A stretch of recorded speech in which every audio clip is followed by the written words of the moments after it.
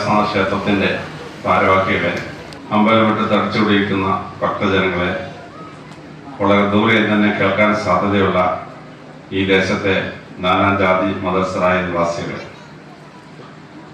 1987 ഞാൻ കോട്ടയം ജില്ലയുടെ SP ആയിരുന്നപ്പോൾ ചങ്ങനാശ്ശേരിയുടെ പോലീസ് സ്റ്റേഷൻ ഇൻസ്പെക്ട് ചെയ്തപ്പോൾ ഈ ക്ഷേത്രം ഡിലാപ്പറേറ്റഡ് സ്റ്റേജ് എന്ന് പറഞ്ഞായിരുന്നു റിപ്പോർട്ട് ചെയ്തിരുന്നത്. അത് പുതുക്കി പണിഞ്ഞ് ഈ രീതിയിലാക്കിയ കരയോഗത്തിലെ 3 കരയോഗങ്ങളിലെയും എല്ലാവർക്കും ആദ്യമായി ഞാൻ എൻ്റെ അഭിനന്ദനം രേഖപ്പെടുത്തട്ടെ. ഞാൻ ഇന്നലെയാണ് ഇവിടെ പ്രസംഗിക്കാൻ വരേണ്ടിയിരുന്നത്. പക്ഷേ ഉച്ചക്കലത്തെ മീറ്റിംഗ് കഴിഞ്ഞ് എങ്ങനെ നോക്കിയാലും വരാൻ പറ്റില്ലായിരുന്നു. അതുകൊണ്ടാണ് ഇന്നലെ വരാൻ പറ്റാത്തത്. ക്ഷമിക്കണം. ഇന്നെങ്കിലും വരാനും നിങ്ങളെ അഭിസംബോധന കഴിഞ്ഞത് ഭാഗ്യമെന്ന് കരുതട്ടെ. ദേവത്രയങ്ങളിലെ പരമശിവൻ വളരെ ശ്രദ്ധേയനായ ദേവസങ്കല്പമാണ്. ആ ദേവസങ്കല്പമാണ് ശിവപുരാണം എന്ന പ്രസിദ്ധമായ കൃതിയിലൂടെ നിങ്ങളിവിടെ വായിച്ച് കേൾക്കുന്നത്. ശിവപുരാണം വേദവ്യാസന് രചിക്കപ്പെട്ട 18 പുരാണങ്ങളിൽ ഒന്നാണ്. വേദവ്യാസൻ ലോകത്തിന് കൊടുത്തത് ലോകത്തിൽ അതിനു മുമ്പോ പിൻപോ ഒരെഴുത്തുകാരനും അച്ചീവ് ചെയ്യാൻ പറ്റാത്ത വലിയ ഒരു സക്സസ് സ്റ്റോറിയാണ്. അദ്ദേഹം ജനിച്ചത് കൃഷ്ണദ്വൈപായനൻ എന്ന പേരിലാണ്. കറുത്ത നിറമുള്ളതുകൊണ്ട് കൃഷ്ണൻ, ദ്വീപിൽ ജനിച്ചുകൊണ്ട് ദ്വൈപായനൻ, ഐലൻഡർ എന്ന ഇംഗ്ലീഷ് ഭാഷയിൽ. പക്ഷെ അദ്ദേഹം 4 വേദങ്ങളെ വ്യസിച്ചു, അല്ലെങ്കിൽ കമ്പൈൽ ചെയ്തു. 10542 ശ്ലോകത്തിൽ ഋഗ്വേദവും 1975 ശ്ലോകങ്ങളിൽ യജുർവേദവും 1545 ശ്ലോകങ്ങളിൽ സാമവേദവും 7000 ശ്ലോകങ്ങളിൽ അഥർവവേദവും കമ്പൈൽ ചെയ്തു. ഏതാണ്ട് 21,000 ശ്ലോകങ്ങൾ. വേദങ്ങളെ കമ്പൈൽ ചെയ്തപ്പോൾ കൃഷ്ണദേവന്റെ പേര് മാറി വേദവ്യാസൻ എന്നായി. ആ വേദവ്യാസൻ പിന്നീട് മഹാഭാരതം രചിച്ചു, 1,50,000 ശ്ലോകങ്ങൾ. അതിനുശേഷം വേദങ്ങളെ വ്യാഖ്യാനിക്കുന്ന പ്രസിദ്ധമായ ഉപനിഷത്തുകൾ രചിച്ചു, 1108 ഉപനിഷത്തുകൾ. അതിലൂടെ 21,000 ശ്ലോകങ്ങൾ. അതിനുശേഷം വേദവ്യാസൻ 18 പുരാണങ്ങൾ എഴുതി. ആ 18 പുരാണങ്ങൾ 3,60,000 ശ്ലോകങ്ങളാണ്. പിന്നീട് ഉപപുരാണങ്ങൾ 12 എഴുതി. അതിന് 4,97,000 ശ്ലോകം. എല്ലാം കൂടി 11 ലക്ഷത്തിലേറെ ശ്ലോകങ്ങളിലാണ് വേദവ്യാസൻ ഈ വലിയ അറിവിൻ്റെ പ്രപഞ്ചം ലോകത്തിന് കൊടുക്കുന്നത്. അതിന് മുമ്പോ പിൻപോ മറ്റാർക്കും അങ്ങനെ ഒരു സംഭവം ചെയ്യാൻ പറ്റിയിട്ടില്ല. ആ 18 പുരാണങ്ങളിൽ 3 എണ്ണമാണ് ഭാഗവതങ്ങൾ എന്നറിയപ്പെടുന്നത്. ഒന്ന് വിഷ്ണു ഭഗവാന്റെ ദശാവതാര കഥ പറയുന്ന ശ്രീമദ് ഭാഗവതം. പിന്നെ ദേവിയുടെ ദശാവതാര കഥ പറയുന്ന ദേവി ഭാഗവതം. മൂന്നാമത്തത് ശിവപുരാണം അല്ലെങ്കിൽ ശിവഭാഗവതം. ഭഗവാന്റെ കഥ പറയുന്നതുകൊണ്ടാണ് ഭാഗവതം എന്ന് പറയുന്നത്. അപ്പോൾ ശിവപുരാണം ഒരു പുരാണമായതുകൊണ്ട് ആദ്യമായി എന്താണ് പുരാണം എന്ന് നമ്മൾ മനസ്സിലാക്കിയിരിക്കണം. പുരാണം എന്താണെന്ന് വേദവ്യാസൻ കൃത്യമായി നിർവചിച്ചിട്ടുണ്ട്. സർഗഞ്ച പ്രതിസർഗഞ്ച വംശോ മന്വന്തരാണി വംശാനുചരിതം ചൈവ പുരാണോ പഞ്ചലക്ഷണം. ആദ്യം സർഗഞ്ച, ഈശ്വരൻ എന്തെല്ലാം സൃഷ്ടിച്ചു ഈ ഭൂമി. ഈശ്വരൻ മസിൽസന്ധരുണ്ടാക്കി, ഹിമാലയപർവ്വതം ഉണ്ടാക്കി, നദികളുണ്ടാക്കി, സസ്യശ്യാമളമായ കേരളം ഉണ്ടാക്കി. ഇങ്ങനെ ഈശ്വരൻ ഒരുപാട് കാര്യങ്ങൾ ചെയ്തിട്ടുണ്ട്. ഈശ്വരൻ സൃഷ്ടിച്ച എന്തല്ല, അതാണ് സർഗഞ്ച. പ്രതിസർഗഞ്ച, മനുഷ്യൻ എന്തെല്ലാം സൃഷ്ടിച്ചു. ചില സമയത്ത് അവൻ ഈശ്വരൻ സൃഷ്ടിച്ചതിനെ ഇമ്പ്രൂവ് ചെയ്തു. അവൻ ഹസ്തനവരെ ഉണ്ടാക്കി, ഇന്ദ്രപ്രസ്ഥം ഉണ്ടാക്കി. ചിലപ്പോൾ മനുഷ്യനെ നശിപ്പിച്ചു, ബോംബിട്ട് എല്ലാം നശിപ്പിച്ചു. അപ്പോൾ മനുഷ്യൻ എന്തെല്ലാമാണ് ചെയ്തത്, പ്രതിസർഗഞ്ച. പിന്നെ വംശോ, പുരാണത്തിലെ ഒരാളുടെ പേര് കേട്ടാൽ ഉടനെ വംശ പരമ്പര കൃത്യമായി പുരാണം പറയും. രാമായണത്തിൽ ശ്രീരാമചന്ദ്രന്റെ പേര് പറഞ്ഞാൽ ഉടനെ പുരാണം പറയും. മനുവിന്റെ വംശപരമ്പരയിൽപ്പെട്ട, ഇക്ഷ്വാകുവിന്റെ വംശപരമ്പരയിൽപ്പെട്ട, സത്യരാജാവായ ഹരിചന്ദ്രന്റെ വംശപരമ്പരയിൽപ്പെട്ട, ഗംഗാനദിയെ ഭൂമിയിലേക്ക് കൊണ്ടുവന്ന മഹാനായ ഭാഗീരഥന്റെ വംശപരമ്പരയിൽപ്പെട്ട, ലോകത്തിൽ ആദ്യമായി സാറ്റലൈറ്റ് ഉണ്ടാക്കി ശൂന്യാകാശത്ത് പോയ തൃശങ്കുവിന്റെ വംശപരമ്പരയിൽപ്പെട്ട, ദിലീപിന്റെ വംശപരമ്പരയിൽപ്പെട്ട, രഘുവിന്റെ വംശപരമ്പരയിൽപ്പെട്ട ദശരഥന്റെ മകൻ ശ്രീരാമൻ 42 തലമുറ ഒറ്റയടിക്ക് പുറത്തു വരും. ഈ വംശാവലിയാണ് വംശോ എന്ന് പറയുന്ന ഭാഗം. 4-മത്തത് മന്വന്തരാണി. 14 മന്വന്തരങ്ങളാണ് ഭൂമിയിലുള്ളതെന്ന് ഹിന്ദു എൻസൈക്ലോപ്പീഡിയ പറയുന്നു. പക്ഷേ ഭാഗവതത്തിൻ്റെ ഒരു ബംഗാളി എഡീഷനുണ്ട്. അതിൽ 71 ചതുരയുഗങ്ങളുണ്ട് എന്ന് രേഖപ്പെടുത്തിയിട്ടുണ്ട്. ഈ 14 മന്വന്തരങ്ങളിൽ 7-മത്തെ മന്വന്തരം വൈശ്വത മന്വന്തരത്തിലാണ് നിങ്ങൾ ഞാനും ജീവിക്കുന്നത്. വൈശ്വതൻ എന്ന് പറഞ്ഞാൽ സൂര്യഭഗവാനാണ്. സൂര്യഭഗവാന്റെ സോളാർ സിസ്റ്റത്തിൽ മനുഷ്യനുള്ള കാലഘട്ടം. ഒരു മന്വന്തരം 4 കാലങ്ങളാണ്: കൃതയുഗം, ത്രേതായുഗം, ദ്വാപരയുഗം, കലിയുഗം. അപ്പോൾ മനുഷ്യന് ജീവിക്കാൻ ഏറ്റവും പ്രയാസമാണ് വൈശ്വത മന്വന്തരത്തിലെ കലിയുഗം. ഗ്രഹപ്പഴയ്ക്ക് നിങ്ങൾ ഞാൻ ജനിച്ചത് ആ സമയത്താണ്. ഇനി ഈ കലിയുഗം കഴിയുമ്പോൾ കലിക്ക് വന്ന് ഈ യുഗാന്തി കുറിച്ച ശേഷം ഹൃദയത്തിലേക്ക് തിരിച്ചു പോകും. പക്ഷെ അടുത്ത മന്വന്തരം റാസ അൽഗതി എന്ന നക്ഷത്ര സമൂഹത്തിലാണ്. തൃക്കേട്ട നക്ഷത്രത്തിൻ്റെ വ്യൂഹത്തിലാണ് മനുഷ്യൻ ജീവിക്കാൻ പോകുന്നത്, സോളാർ സിസ്റ്റത്തിലല്ല. അതാണ് മന്വന്തരം. പിന്നെ വംശാനുചരിതം. ഒരു വംശം, ഒരു കുടുംബം അങ്ങനെയാണ് രൂപാന്തരപ്പെടുന്നത്. ഋഗ്വേദത്തിലെ ദാസരാജ യുദ്ധം ജയിച്ച മഹാനായ രാജാവായിരുന്നു സുദാസ്. സുദാസ് പരാജയപ്പെടുത്തിയത് പൂർവവംശത്തിലെ 10 രാജാക്കന്മാരിലെ ഏറ്റവും പ്രധാനപ്പെട്ട പൂർവവംശം. ആ പൂർവവംശത്തിൽ പരാജയപ്പെടുത്തിയ രാജാവിൻ്റെ മകളെ സുദാസ് കല്യാണം കഴിച്ചു. അപ്പോൾ ഭരതകുലവും പൂർവകുലവും കൂടി ഒന്നായി. ആ കുലം കുരുവംശം എന്നറിയപ്പെട്ടു. ആ കുരുവംശത്തിലാണ് കൗരവന്മാരും പാണ്ഡവന്മാരും ഉണ്ടായിരുന്നു. കൗരവന്മാരെല്ലാം മരിച്ച് പാണ്ഡവർ സർവൈവ് ചെയ്തു. ആ പാണ്ഡു കുന്തി ദേവിയെ കല്യാണം കഴിച്ചപ്പോൾ അത് കുരു യദു രാജവംശമായി. പിന്നീട് കുരു യദു പാഞ്ചാല രാജവംശമായി, പാഞ്ചാല കല്യാണം കഴിച്ചപ്പോൾ. പിന്നീട് അത് കുരു യദു പാഞ്ചാല വിരാട രാജവംശമായി. അങ്ങനെ വിരാട രാജകുമാരിൽ ജനിച്ച അഭിമന്യുവിന്റെ പുത്രൻ പർഷിത് രാജാവായി.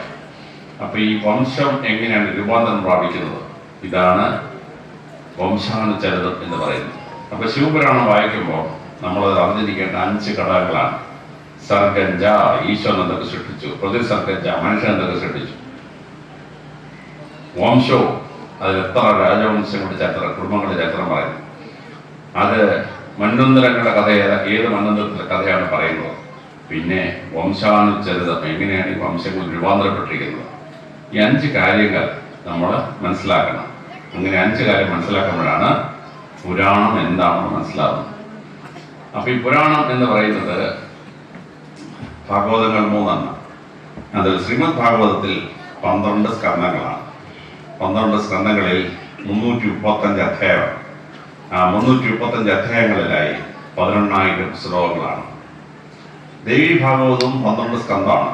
പക്ഷെ ചാപ്റ്ററുകളുടെ എണ്ണം 318 അധ്യായങ്ങൾ. പക്ഷെ ശ്ലോകത്തിൻ്റെ എണ്ണം കൂടുതലാണ്, 18,334 ശ്ലോകമാണ്. എന്നാൽ ശിവപുരാണം വരുമ്പോൾ വളരെ വിശാലമായ പുരാണമാണ്. വേദവ്യാസൻ ശിവപുരാണം എഴുതുമ്പോൾ ഒറിജിനൽ പുരാണത്തിൽ 1,00,000 ശ്ലോകം ഉണ്ടായിരുന്നു. ആ ശ്ലോകങ്ങൾ 497 അധ്യായങ്ങളിലായി വിവരിക്കപ്പെട്ടിരുന്നു. വേദവ്യാസൻ ഒരിക്കൽ രോമകർഷണനെ കാണുമ്പോൾ രോമകർഷണൻ പറഞ്ഞു, എൻ്റെ വേദവ്യാസ, നീ ഇങ്ങനെ പുസ്തകം എഴുതി ഞങ്ങൾ കറങ്ങിപ്പോകും. നീ ഒരു മഹാഭാരതം എഴുതി 1,00,000 ശ്ലോകം, നീ ശിവപുരാണം എഴുതി 1,00,000 ശ്ലോകം. ഞങ്ങളൊക്കെ 50 കൂട്ടം ജോലിയുള്ളവരില്ല, ഞങ്ങളിത് എങ്ങനെ വായിക്കും? വേദവ്യാസം ഓഹോ നീളം കൂടി പോയാൽ ഞാൻ കുറച്ചു തരാമെന്ന്. അങ്ങനെ 1,00,000 ശ്ലോകങ്ങളുള്ള ശിവപുരാണത്തെ അത് 24,000 ശ്ലോകങ്ങളുള്ള ശിവപുരാണം ചുരുക്കി 497 അധ്യായങ്ങളെ 290 അധ്യായമാക്കി കുറച്ചു. ഈ 24,000 ശ്ലോകമുള്ള ശിവപുരാണമാണ് ഇവിടെ പാരായണം ചെയ്യപ്പെട്ട് നിങ്ങൾ മനസ്സിലാക്കുന്ന ശിവപുരാണം. ഒറിജിനൽ 92,000 വായിക്കാൻ പറ്റില്ല. അപ്പൊ ഈ പുരാണ കഥ പറയുമ്പോൾ കഥാരൂപത്തിലാണ് പറയുന്നത്. ശ്രീമദ് ഭാഗവതത്തിൽ 300ഓളം കഥകളുണ്ട്. ദേവി ഭാഗവതത്തിൽ 296 കഥയാണ്. പക്ഷെ ശിവപുരാണം എടുത്താലോ, ശിവപുരാണം എടുത്താൽ കഥകളുടെ എണ്ണം ഏതാണ്ട് 600-600 കഥകളാണ്. ഈ കഥകൾ മുഴുവൻ പറയാൻ പോയാൽ 6 മാസം യജ്ഞാചാര്യൻ പറഞ്ഞാലും തീരില്ല. അതുകൊണ്ട് യജ്ഞാചാര്യൻ 7 ദിവസത്തേക്ക് ഒരു ദിവസം 3-4 കഥകൾ എടുക്കും. അപ്പോൾ 3 കഥ വെച്ചെടുത്താൽ 21 കഥ പറയും. 4 കഥ വെച്ചെടുത്താൽ 28 കഥ പറയും. അപ്പൊ ഈ ശിവപുരാണത്തിൽ പറയുന്ന 460 കഥകൾക്ക് സാമ്പിളാണ് എടുക്കുന്നത്. പുനർജന്മ കഥ 46 അതിനകത്ത് 3 കഥ എടുക്കും. പുനർജന്മത്തിന് 3 കഥ. ഈ കഥ വ്യാഖ്യാനിക്കുമ്പോൾ മുഴുവൻ 460 കഥയുടെയും അർത്ഥം ഒരു സാധാരണക്കാരന് മനസ്സിലാവും. ആ രീതിയിലാണ് യജ്ഞാചാര്യൻ കഥ എടുക്കുന്നത്. അപ്പൊ ഈ കഥ എടുക്കുമ്പോൾ പുരാണത്തിൽ 3 തരത്തിലുള്ള കഥയുണ്ട്. ആദ്യം പറയുന്ന കഥ മിത്താണ്, ഭൂമിയിൽ സംഭവിച്ചിട്ടില്ലാത്ത കഥ. രണ്ടാമത്തത് വേദവ്യാസൻ എഴുതി ചേർത്ത ചെറുകഥയാണ്, ഷോർട്ട് സ്റ്റോറി. മൂന്നാമത്തത് ചരിത്രമാണ്. അപ്പൊ ഈ മിത്തിനെ മിത്താണെന്നും ഷോർട്ട് സ്റ്റോറി ആണെന്നും ഹിസ്റ്ററി ആണെന്ന് മനസ്സിലാക്കിയെങ്കിലേ അതിന്റെ അർത്ഥം മനസ്സിലാകും. ഇല്ലെങ്കിൽ കഥയുടെ അർത്ഥം മനസ്സിലാകില്ല. എന്താണ് മിത്ത്? മിത്ത് എന്ന് പറഞ്ഞാൽ ഭൂമിയിൽ നടക്കാത്ത ഒരു സംഭവം ഒരു കഥയെ നമ്മളോട് പറയുക. എന്തിനാണ്? അതിന്റെ അർത്ഥം മനസ്സിലാക്കാൻ വേണ്ടി. ഉദാഹരണത്തിന് ഒരു രാജാവ് അത് മിത്താണെന്ന് അറിയിക്കാൻ വേണ്ടി വേദവ്യാസൻ കഥയുടെ ഫസ്റ്റ് സെന്റൻസിൽ തന്നെ നമുക്ക് മിത്താണെന്ന് പറഞ്ഞു തരും. രാജാവ് പോയി 10,000 കൊല്ലം തപസ്സിരുന്നു.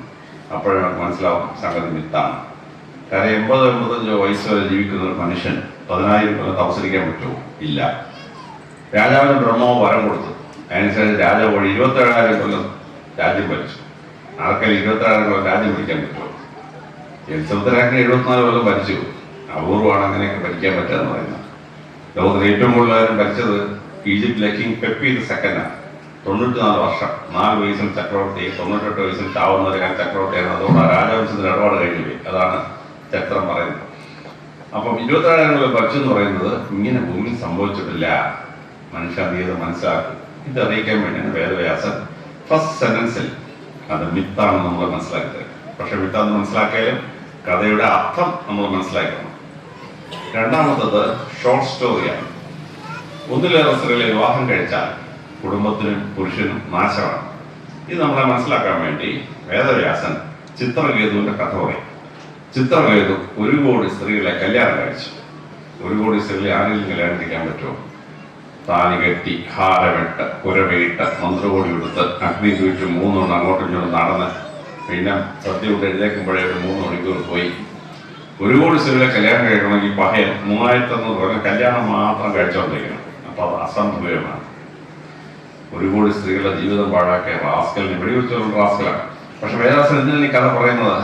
ഒന്നിലേറെ സ്ത്രീകളെ വിവാഹം കഴിച്ചാൽ നിങ്ങളുടെ കുടുംബത്തിൽ സമാധാനം ഉണ്ടാവില്ല, ഇതുപോലുള്ള സംഭവം ഉണ്ടാവും.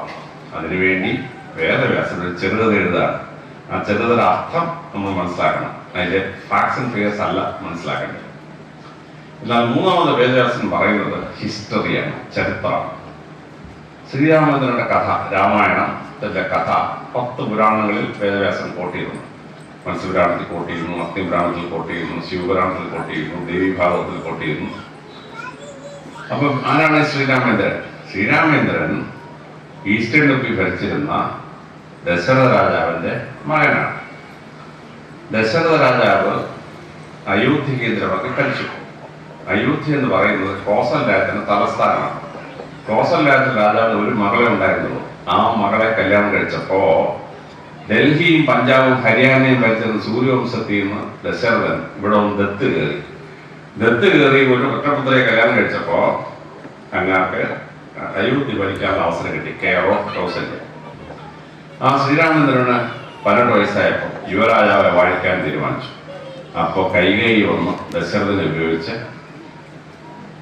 കുഴപ്പങ്ങളുണ്ടാക്കി ശ്രീരാമനെ കാട്ടിലേക്ക് അയക്കാൻ തീരുമാനിച്ചു. ദശരഥന് ശ്രീരാമനെ വിളിച്ച് പറഞ്ഞു, മോനെ, എന്നെ അങ്ങ് അറസ്റ്റ് ജയിലിട്ട് നീ അങ്ങ് ഭരിച്ചോ, എനിക്ക് ഇവളുടെ ഇതിനെ എതിർക്കാൻ വയ്യ. ശ്രീരാമൻ വേണ്ട, അച്ഛനെ ജയിലിട്ട് ഈ രാജ്യമൊന്നും വേണ്ട, ഞാൻ മക്കളാണെന്ന് പറഞ്ഞു. അപ്പൊ ദശരഥനോ കൈകേയിക്കോ അയോധ്യയുടെ മുകളിൽ യാതൊരു അവകാശമില്ല. കൗസല്യ അച്ഛൻ്റെ ഏകമകളായതുകൊണ്ട് കൗസല്യക്ക് കിട്ടിയതാണ് കോസൽ രാജ്യവും എന്ന തലസ്ഥാനമായ അയോധ്യയും. ഇംഗ്ലീഷിൽ പറഞ്ഞാൽ ദശരഥന്റെയും കൈകേയിയുടെയും ഫാദേഴ്സ് പ്രോപ്പർട്ടി അല്ല അയോധ്യ. അത് ശ്രീരാമൻ മാത്രം അവകാശപ്പെട്ടാണ്. പക്ഷെ ശ്രീരാമൻ വരുത്തി പോയി. 14 വർഷം കൊണ്ട് രാവണനെ തോൽപ്പിച്ച് സീതാദേവി വീണ്ടെടുത്ത് തിരിച്ചു വന്നു. തിരിച്ചു വന്ന് 32-ാം വയസ്സിൽ ഭരണത്തിൽ കയറിയ ശേഷം 27 കൊല്ലം ശ്രീരാമൻ ഭരിച്ചു. അവസാനം 60 വയസ്സായി, ഷഷ്ടത്തെ പൂർത്തിയായി. ആ സമയത്ത് യമനുമായിട്ടൊരു വഴക്കുണ്ടായി. അതിൻ്റെ അവസാനം ശ്രീരാമൻ സരയൂ നദിയിലിറങ്ങി ജലസമാധിയിലൂടെ വിഷ്ണുലോകത്തിൽ തിരിച്ചുപോയി. അതായത് 60 കൊല്ലം ഭൂമിയിൽ ജീവിച്ചിരുന്ന ഒരു രാജാവിൻ്റെ കഥയാണ് ശ്രീരാമചന്ദ്രൻ്റെ കഥ. അപ്പോൾ ഏതാണ് മിത്ത്, ഏതാണ് ഷോർട്ട് സ്റ്റോറി, ഏതാണ് ഹിസ്റ്ററി, ഇത് മനസ്സിലാക്കിയിരിക്കണം. പക്ഷെ കഥയുടെ സാരാംശമാണ് നിങ്ങൾ ഞാൻ മനസ്സിലാക്കേണ്ടത്. അത് മനസ്സിലാക്കുമ്പോഴേ എന്തുകൊണ്ടാണ് ആ പുരാണം എഴുതപ്പെട്ടതെന്നും നമ്മൾ പഠിക്കേണ്ടത് എന്താണെന്നും കൃത്യമായി മനസ്സിലാവും. അപ്പോൾ ശ്രീമദ് ഭാഗവതത്തിൽ വിഷ്ണു ഭഗവാന്റെ ദശാവതാരമാണ്. മത്സ്യം, കൂർമ്മം, വരാഹം, നരസിംഹം, വാമനൻ, രാമോ രാമച്ച രാമ, കൃഷ്ണ, കൽക്കി. ഭഗവാൻ അവതരിക്കുമ്പോൾ അതിനൊരു പ്രാസമുണ്ട്. കൃതയുഗത്തിൽ 4, ത്രേതായുഗത്തിൽ 3, ദ്വാപരയുഗത്തിൽ 2, കലിയുഗത്തിൽ 1. വിഷ്ണു ഭഗവാന്റെ ദശാവതാരത്തിൽ ആദ്യത്തെ 4 അവതാരം മൃഗമവും മൃഗസമ്മിശ്രവുമായ മത്സ്യം, കൂർമ്മം, വരാഹം, നരസിംഹം, അത് 4 കൃതയുഗത്തിലാണ്. പിന്നീട് വാമനൻ, പരശുരാമൻ, ശ്രീരാമൻ 3 ത്രേതായുഗത്തിലാണ്. ശ്രീകൃഷ്ണൻ, ബലരാമൻ ദ്വാപരയുഗത്തിലാണ്. കലിയുഗത്തിൽ 1 ഉള്ളൂ, അത് കൽക്കിയാണ്. ദേവി ഭൂമിയിലേക്ക് വരുമ്പോൾ ദേവിക്കും ദശാവതാരമാണ്, ദേവിക്ക് 10 അവതാരമാണ്. ആദ്യം ദേവി അവതരിക്കുന്നത് ജ്ഞാനേശ്വരിയായിട്ടാണ്, വിശ്വേശ്വരിയായിട്ടാണ്. ത്രിപുര രാജാവിൻ്റെ ഭാര്യയെ വരികയാണ്. ലോകത്തിലെ ഏത് പണ്ഡിതന്റെയും തലച്ചോറ് ആദ്യം തറ കൊടുക്കുന്നവൻ്റെ അമ്മയാണ്. അതൊന്നും ഗുരുക്കന്മാരുടെ പേര് പറയുമ്പോൾ അമ്മ, അച്ഛൻ, മാതാ, പിത, ഗുരു, ദൈവം എന്നാണ്. അപ്പോൾ അമ്മമാരെ അറിവുകളാക്കി മാറ്റാൻ വേണ്ടി ഭഗവതി ജ്ഞാനേശ്വരിയെ വന്നു, വിശ്വേശ്വരിയെ വന്നു. അവൾ ത്രിപുര രാജാവിൻ്റെ ഭാര്യയായിരുന്നു. അതുകൊണ്ടാണ് ദേവിയെ സ്തുതിച്ചുകൊണ്ട് സ്വപ്നം തുടങ്ങുമ്പോൾ ത്രിപുര സുന്ദരി ദർശന ലഹരി എന്ന് തന്നെ തുടങ്ങും. രണ്ടാമത് ഭഗവതി ദുർഗാ ഭഗവതി ഭൂമിയിലേക്ക് വന്നു. പുരുഷന്മാരാണ് കൺട്രോളായാൽ അവന്മാരെ കൺട്രോൾ ചെയ്യാൻ സ്ത്രീയാണ് ഏറ്റവും ബെസ്റ്റ്. മഹിഷാസുര മർദ്ദിനിയായ ദുർഗാ ഭഗവതിയായി വന്നു. മൂന്നാമത് പരമശിവന്റെ ഭാര്യയായി വന്നു. പരമശിവന് അവതാരങ്ങളുണ്ടാകുമ്പോൾ രൂപം മാറും, പാർവതി രൂപം മാറും. പരമശിവൻ ആനയാവുമ്പോൾ പാർവതി ആനയാവും, പരമശിവൻ കുരങ്ങനാകുമ്പോൾ പാർവതി കുരങ്ങനാവും, പരമശിവൻ ഭൈരവനാവുമ്പോൾ പാർവതി മുത്താരമ്മയാവും. ഇങ്ങനെ ചെയ്തുകൊണ്ടിരിക്കും. എങ്ങനെ പാർവതിയാവും. നാലാമതായി ഭഗവതി ഭദ്രകാളിയായി ഭൂമിയിലേക്ക് വരികയാണ്. അഞ്ചാമത് മനുഷ്യന് ഒരുപാട് സ്വത്തുണ്ടായി, സ്വത്തിനോട് ദേവദാസക്കൾ വേണം. അതിന് ഭഗവതി ലക്ഷ്മി ദേവിയെ ഭൂമിയിലേക്ക് വന്നു. ആറാമത് മനുഷ്യനോട് അറിവുണ്ടായി, അവൻ പുസ്തകം എഴുതി, അവൻ ലൈബ്രറി ഉണ്ടാക്കി, കോളേജ് ഉണ്ടാക്കി. അറിവിനോട് ദേവദാസക്കൾ വേണം. അതുകൊണ്ട് ഭഗവതി 6ാമതായി സരസ്വതി ഭഗവതിയുടെ ഭൂമിയിലേക്ക് വന്നു. ശ്രീകൃഷ്ണൻ ഭൂമി വന്നപ്പം കൂട്ട് വേണം. ഇതുകൊണ്ട് ഭഗവതി രാധയെ ഭൂമിയിൽ വന്നു. രുക്മിണിയായിട്ടല്ല വന്ന്, സത്യമായിട്ടല്ല, നമ്പർ 1 നമ്പർ 2 ഭാര്യമായിട്ടല്ല. രാധയ്ക്കൊരിക്കലും ഭഗവാനെ കല്യാണം കഴിക്കാൻ പറ്റിയല്ല, മുന്നിയുടെ ശാപമാണ്. അതുകൊണ്ട് ലൈംഗിക കാഴ്ചയില്ലാതെ, വിവാഹബന്ധമില്ലാതെ ഒരു പുരുഷനും സ്ത്രീ എങ്ങനെ പരസ്പരം സ്നേഹിക്കണം നമ്മളെ പഠിപ്പിക്കാൻ വേണ്ടി രാധയുടെ അനശ്വര പ്രേമം നമ്മളെ പഠിപ്പിക്കുക. 8ാമതായി ഗായത്രി മന്ത്രം ഭൂമിയിൽ അവതരിക്കണം, മനുഷ്യന് കൊടുക്കണം. ഭഗവതി ഭഗവാൻ പറഞ്ഞു, ഭഗവാനെ ആ ഗായത്രി എന്നുള്ള പേര് തന്നെ സ്ത്രീലിംഗല്ലേ, ഞാൻ മക്കളാണ്. ഇങ്ങനെ ഭഗവതി ഗായത്രിയെ ഭൂമിയിൽ അവതരിച്ച് ഗായത്രി മന്ത്രം ചൊല്ലി നമ്മളെ പഠിപ്പിച്ചു. ഇപ്പൊ MS സുബ്ബലക്ഷ്മി ഗായത്രി മന്ത്രം ചൊല്ലുമ്പോൾ ഏകദേശം മനസ്സിലാവും പണ്ട് ഭഗവതി പാടിയതാണ് ഇങ്ങനെയാണ്. 9ാമത് ഭഗവതി ശക്തീശ്വരിയായി. 10ാമത് കലിയുഗത്തിലെ ഏക അവതാരം. ഭഗവാൻ ഭഗവതി ചോദിച്ചു, നീ എന്തായിട്ടാ തോന്നുന്നത് കലിയുഗത്തിൽ? ഭഗവതി പറഞ്ഞു, കലിയുഗത്തിലെ മനുഷ്യന് തലച്ചോറും ബുദ്ധി ഉണ്ടാവണം, അവൻ്റെ നാക്കിന് മധുരം വരണം. അവനെ തേനുടെ ദേവതയെ പോവാൻ ബ്രഹ്മരി ഒന്നാം തേനീച്ച ബ്രഹ്മരിയെ ഭൂമിയിലേക്ക് വന്നു. ദശാവതാര കഥ പറയാം. ശിവപുരാണം വരുമ്പോൾ പരമശിവന് അഷ്ടദശാവതാരങ്ങളാണ്, 18 അവതാരമാണ്. 18 അവതാരമായി പരമശിവൻ ഭൂമിയിലേക്ക് വരുന്ന ഓരോ അവതാരവും അതിൻ്റെ അർത്ഥം എന്താണെന്ന് പറഞ്ഞു തരികയാണ് ശിവപുരാണം ചെയ്യുന്നത്. 18 അവതാരങ്ങൾ എപ്പോഴൊക്കെ മനുഷ്യർ കൊടുത്തു, പരമശിവൻ മൃഗുരു കൊടുത്തു, പരമശിവൻ വാനരായി വന്നു, പരമശിവൻ ഹനുമാനായിട്ട് വന്നു, പരമശിവൻ ആനയുടെ രൂപത്തിൽ വന്നു, പരമശിവൻ കാളയുടെ രൂപത്തിൽ ഭൂമിയിൽ വന്നു, നന്ദിയെ ഭൂമിയിലേക്ക് വന്നു. അങ്ങനെ 6 തവണ പരമശിവൻ മൃഗഭാവം എടുത്തു, 12 മനുഷ്യരൂപമാണ്. അപ്പോൾ ഈ 18 അവതാരങ്ങൾ എങ്ങനെയാണെന്ന് ശിവപുരാണം നമുക്ക് പറഞ്ഞു തരികയാണ്. ഇനി പരമശിവന് പല ഭാവങ്ങളാണ്, പല ഭാവങ്ങൾ. വിഷ്ണു ഭഗവാന് 8 ഭാവമാണ്, ദേവിക്ക് 6 ഭാവമാണ്. എന്നാൽ പരമശിവന് 18 ഭാവമാണ്. പരമശിവൻ കൈലാസനാഥനാകുമ്പോൾ ഒരു ഫോമാണ്, പരമശിവൻ ദക്ഷിണേശ്വരനാകുമ്പോൾ വേറൊരു ഫോമാണ്. പരമശിവൻ പ്രസിദ്ധമായ നടരാജനായി മാറുമ്പോൾ പരമശിവൻ വേറൊരു രൂപമാണ്. പരമശിവൻ ഭൈരവനായി മാറുമ്പോൾ അത് വേറൊരു രൂപമാണ്. അങ്ങനെ പരമശിവൻ 18 രൂപാന്തരങ്ങൾ ആണ് എടുക്കുന്നത്, 18 ഭാവവ്യത്യാസങ്ങൾ. ആ ഭാവവ്യത്യാസം എടുക്കുമ്പോൾ പരമശിവൻ ആരായിരുന്നു? അപ്പോൾ ഈ 18 ജന്മങ്ങൾ, 18 അവതാരങ്ങൾ, 18 ഭാവങ്ങൾ, ഈ 36 മനസ്സിലാക്കുകയാണ് ഒരു ശിവപുരാണ യജ്ഞത്തിലൂടെ ഒരു നാട്ടിൽ സംഭവിക്കേണ്ടത്. യജ്ഞാചാര്യൻ ആ ജോലി ഭംഗിയായിട്ട് ചെയ്യുന്നതിനാൽ ഞാൻ അങ്ങോട്ട് കിടക്കുന്നില്ല. ഓരോ ഭാവം എടുത്ത് നിങ്ങൾ പഠിക്കുമ്പോഴാണ് അതിൻ്റെ അർത്ഥം വിശാലമായി മനസ്സിലാകുന്നത്. 18 ഭാവങ്ങളും 18 അവതാരങ്ങളും, അതിൻ്റെ അർത്ഥം എന്താണ്, സാർത്ഥകത എന്താണ് എന്ന് കൃത്യമായി മനസ്സിലാക്കണം. ഇവിടെ ആ യജ്ഞാചാര്യ ജോലിയിലേക്ക് ഞാൻ കിടക്കാതെ വളരെ ശ്രദ്ധേയമായി ശിവപുരാണ യജ്ഞം നടക്കുമ്പോൾ നിങ്ങൾ ഓരോരുത്തരും മനസ്സിലാക്കേണ്ട 2-3 ഘടകങ്ങളെ പറ്റി ഞാൻ സംസാരിക്കും. അതിലൊന്ന്, എന്താണ് പരമശിവന്റെ ഈശ്വരഭാവത്തെ നമ്മൾ മനസ്സിലാക്കുന്നത് എങ്ങനെയാണ്? പരമശിവൻ എന്ന ഈശ്വരഭാവത്തെ എങ്ങനെയാണ് മനസ്സിലാവുക? അതിൽ ഏറ്റവും ആദ്യം, ഞങ്ങളുടെയൊക്കെ മതത്തിൽ ഈശ്വരനാകെ ഒരു പേരേ ഉള്ളൂ. യഹൂദന്മാര് യാവേ എന്ന് വിളിക്കും, ഞങ്ങൾ ക്രിസ്തുവേ എന്ന് വിളിക്കും, മുസ്ലിങ്ങൾ അല്ലാഹുവേ എന്ന് വിളിക്കും. പക്ഷേ ഹിന്ദു മതത്തിൽ ഈശ്വര സങ്കല്പത്തിന് ഒരു പേരല്ല, നിരവധി പേരുകളാണ്. ഉദാഹരണത്തിന് ഈ ക്ഷേത്രത്തിൽ വന്ന് ഭഗവാനെ എന്താ പേരെന്ന് ചോദിച്ചാൽ ശിവ സഹസ്രനാമ സ്തോത്രം ഇനി വരും. പരമശിവന്റെ 1000 പേരുകളാണ്. സാഖ്യം പരമജീവിതം പ്രവീണ പ്രസ്ഥാനങ്ങൾ തുടങ്ങിയ 1000 പേരുകളാണ്. നിങ്ങളൊരു വിഷ്ണു ക്ഷേത്രത്തിൽ പോയി ഭഗവാനെ എന്താ പേരെന്ന് ചോദിച്ചാൽ വിഷ്ണു സഹസ്രനാമം ഇനി വരും. 1000 പേരാണ്. ശിവസഹസ്രനാമം പിന്നീട് പരമശിവനാൽ കൊല്ലപ്പെട്ട അമ്മായിപ്പൻ ദക്ഷപ്രജാപതിയുടെ വായിൽ നിന്നാണ് ശിവസഹസ്രനാമം വരുന്നത് ആദ്യം. വിഷ്ണു സഹസ്രനാമം ഭീഷ്മർ പറയുന്നതാണ്. ഭീഷ്മർ ശരശയിൽ കിടക്കുകയാണ്. ഭീഷ്മർ ഉത്തരായണ കാലത്ത് മാത്രമേ മരിക്കാൻ പറ്റുള്ളൂ. അതുകൊണ്ടാണ് ദുര്യോധന യുദ്ധം ദക്ഷിണായന കാലത്ത് നടത്തിയത്. സേനാനായകൻ പരാജയപ്പെട്ടില്ലെങ്കിൽ യുദ്ധം തോക്കാൻ പറ്റിയില്ല. പക്ഷെ ഭഗവാൻ കൃഷ്ണൻ വളരെ വ്യക്തിപരമായി ഭീഷ്മരെ വീഴ്ചു, യുദ്ധം ജയിച്ചു.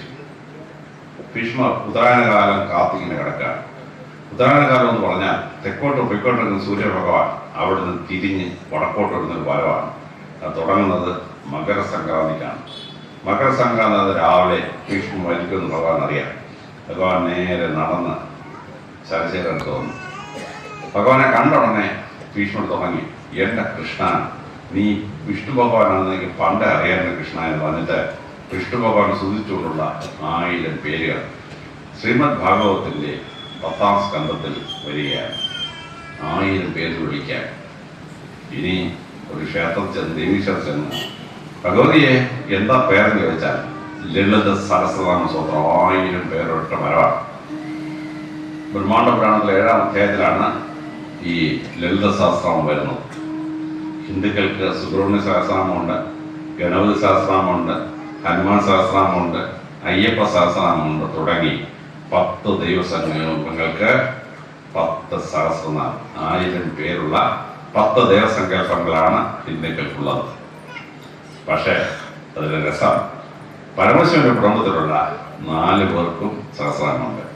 പരമശിവന് ശിവസഹസ്രനാമം, ഭഗവതിക്ക് ലളിത സഹസ്രനാമം, മൂത്തമൻ സുബ്രഹ്മണ്യന് സുബ്രഹ്മണ്യ സഹസ്രനാമം, ഇളയവൻ ഗണപതിക്ക് ഗണപതി സഹസ്രനാമം. പരമശിവന്റെ കുടുംബത്തിലെ 4 പേർക്ക് സഹസ്രനാമം. അപ്പൊ ആരാണ് പരമശിവൻ എന്നറിയണമെങ്കിൽ വളരെ കൃത്യമായി ആ സഹസ്രനാമം എടുത്ത് നോക്കിയിട്ട് ഓരോ പേരിന്റെയും അർത്ഥം എടുത്ത് വായിക്കണം. എൻ്റെ കയ്യിൽ 10 സഹസ്രനാമം ഇരിപ്പുണ്ട്. ഞാൻ ഇടക്കിടക്കെടുത്ത് ഓരോ ദേവസങ്കല്പത്തിന് 10 പേരൊരു ദിവസം എടുക്കും. എന്നിട്ട് അതിൻ്റെ അർത്ഥം ഡിക്ഷണറി നോക്കി, ലെക്സിക്കൺ നോക്കി ആ വാക്കിൻ്റെ അർത്ഥം മനസ്സിലാവും. അങ്ങനെ മനസ്സിലാക്കുമ്പോഴാണ് പരമശിവൻ ആരാണ് എന്ന് നമുക്ക് മനസ്സിലാവും. അപ്പോൾ നിങ്ങൾ സഹസ്രനാമം ചൊല്ലിയിട്ട് ആ ദേവസങ്കല്പം എന്താണെന്ന് കൃത്യമായി മനസ്സിലാക്കണം. പരമശിവൻ ആരാണെന്ന് മനസ്സിലാക്കണം. അത് യജ്ഞാചാര്യൻ ഒരുപക്ഷെ ചെയ്യുമെന്ന് ഞാൻ വിശ്വസിക്കുന്നു. നിങ്ങൾ സഹസ്രനാമം ചൊല്ലിയിട്ട് ഭഗവാൻ മഹാദേവൻ ആരാണ് എന്ന് മനസ്സിലാക്കണം. അപ്പോൾ സഹസ്രനാമം ചൊല്ലുമ്പോൾ എന്താണ് ഗുണം?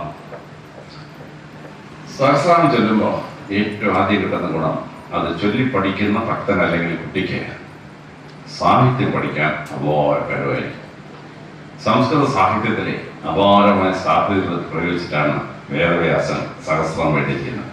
അപ്പോൾ സഹസ്രനാമം ചൊല്ലിപ്പടിച്ചൊരു കുട്ടിക്ക് പിന്നീട് ഇംഗ്ലീഷ് സാഹിത്യമോ തമിഴ് സാഹിത്യമോ അറബി സാഹിത്യമോ ഹിന്ദി സാഹിത്യം ഏത് സാഹിത്യം പഠിക്കാൻ പോയാലും ആ സാഹിത്യം വളരെ ഭംഗിയായിട്ട് മനസ്സിലാവും. രണ്ടാമതായി സഹസ്രനാമം ചൊല്ലുമ്പോൾ എന്താ ഗുണം? സഹസ്രനാമം ചൊല്ലുമ്പോഴുള്ള ഗുണം ഗ്രാമർ ഭംഗിയായിട്ട് പഠിക്കാൻ പറ്റും. ഗ്രാമർ ലോകത്തിലെ ഭാഷകളിൽ വെച്ച് ഏറ്റവും ഗംഭീര ഗ്രാമർ സംസ്കൃതത്തിൻ്റെതാണ്. 2005 കൊല്ലത്തിന് മുമ്പ് തക്ഷശില യൂണിവേഴ്സിറ്റി, പാകിസ്ഥാൻ തലസ്ഥാനമായ ഇസ്ലാമാബാദിലെ 75 കിലോമീറ്റർ വടക്കുള്ള അംബി മലനിരകളിലെ പ്രസിദ്ധമായ തക്ഷശില യൂണിവേഴ്സിറ്റിയിലെ പ്രൊഫസറായിരുന്നു പാണിനി. അദ്ദേഹം 8 അധ്യായങ്ങളിലായി സംസ്കൃതത്തിൻ്റെ ഗ്രാമർ കൃത്യമായി വർണ്ണിച്ചിരിക്കുകയാണ്. ആ ഗ്രാമർ ഉപയോഗിച്ചിട്ടാണ് സഹസ്രം എഴുതിയത്. അപ്പോൾ സഹസ്രം ചൊല്ലിപ്പടിക്കുന്നവർക്ക് ഈ ഗ്രാമർ വളരെ ഭംഗിയായിട്ട് മനസ്സിലാവും. മൂന്നാമത് സംഭവിക്കും, കുട്ടിക്ക് അപാര ഓർമ്മശക്തിയായിരിക്കും. നമ്മുടെ കുട്ടി ഒരു ഡോക്ടറാണെന്ന് നമ്മൾ ആഗ്രഹിച്ചാൽ കുട്ടി നീറ്റ് പരീക്ഷയ്ക്ക് പോയിരിക്കും. അവിടെ 1 മിനിറ്റ് കൊണ്ട് ചോദ്യത്തിന് ഉത്തരം എഴുതാം. ചോദ്യം വായിക്കാൻ 30 സെക്കൻഡ് പോകും, ആ കോളം കറപ്പിക്കാൻ 10 സെക്കൻഡ് പോകും, ചിന്തിക്കാൻ കിട്ടുന്ന 20 സെക്കൻഡാണ്. ആ 20 സെക്കൻഡ് കൊണ്ട് തലച്ചോറ് ഉത്തരം ഓർമ്മ വന്നില്ലെങ്കിൽ നമ്മുടെ കുട്ടി ഒരിക്കലും ഭൂമി ഡോക്ടറല്ല. ഇനി എന്നെ പോലെ IAS പരീക്ഷ പാസ്സാവണം, പെരുമുണ്ടക്ക് കയറി ഇരുന്നാൽ ഒരു 20 സെക്കൻഡിനോട് ചോദ്യത്തിന് ഉത്തരം ഓർമ്മ വന്നില്ലെങ്കിൽ IAS പാസ്സാവില്ല, പെരുമുണ്ട് പോലും പാസ്സാവില്ല. അപ്പം ഈ അപാരമായ കഴിവ് കുട്ടിക്കുണ്ടാവും. 1000 പേരുകൾ തുടർച്ചയോ ഇങ്ങനെ ഓർത്തിരിക്കാൻ കുട്ടി കഴിയുമ്പോൾ കുട്ടിക്ക് അപാരമായ ഓർമ്മശക്തി ഉണ്ടാവും. കുട്ടി ഏത് പരീക്ഷയും പാസ്സാവും. നാലാമത് സംഭവിക്കും, ഈ സഹസ്രനാമം ചൊല്ലണമെങ്കിൽ ഓരോ വാക്ക് കറക്റ്റായിട്ട് പ്രൊനൗൺസ് ചെയ്യണം. അത് വിപ്ലവ, പരമശിവന്റെ പേരാണ് വിപ്ലവ, ഭൈരവ, ബാലഭൈരവ എന്നൊക്കെ പറഞ്ഞാൽ ഉച്ചരിക്കണ്ടേ. അപ്പം ഇത് ഉച്ചരിച്ച് പഠിക്കുമ്പോൾ കുട്ടിക്ക് ശബ്ദപഠനത്തിന് വലിയ ഗുണമുണ്ടാവും. ഒന്നവൻ നല്ല ഗാംഭീര്യം ഉണ്ടാവും.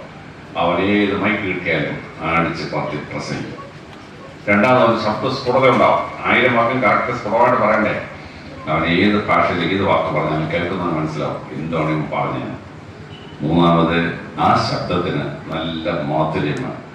ഈ സംഖ്യം പരിമിതം പിന്നെ പ്രസ്ഥാനം നല്ല സംഗീതാത്മകമായിട്ടാണ് ഈ സഹസ്രനാമം ചൊല്ലുന്നത്.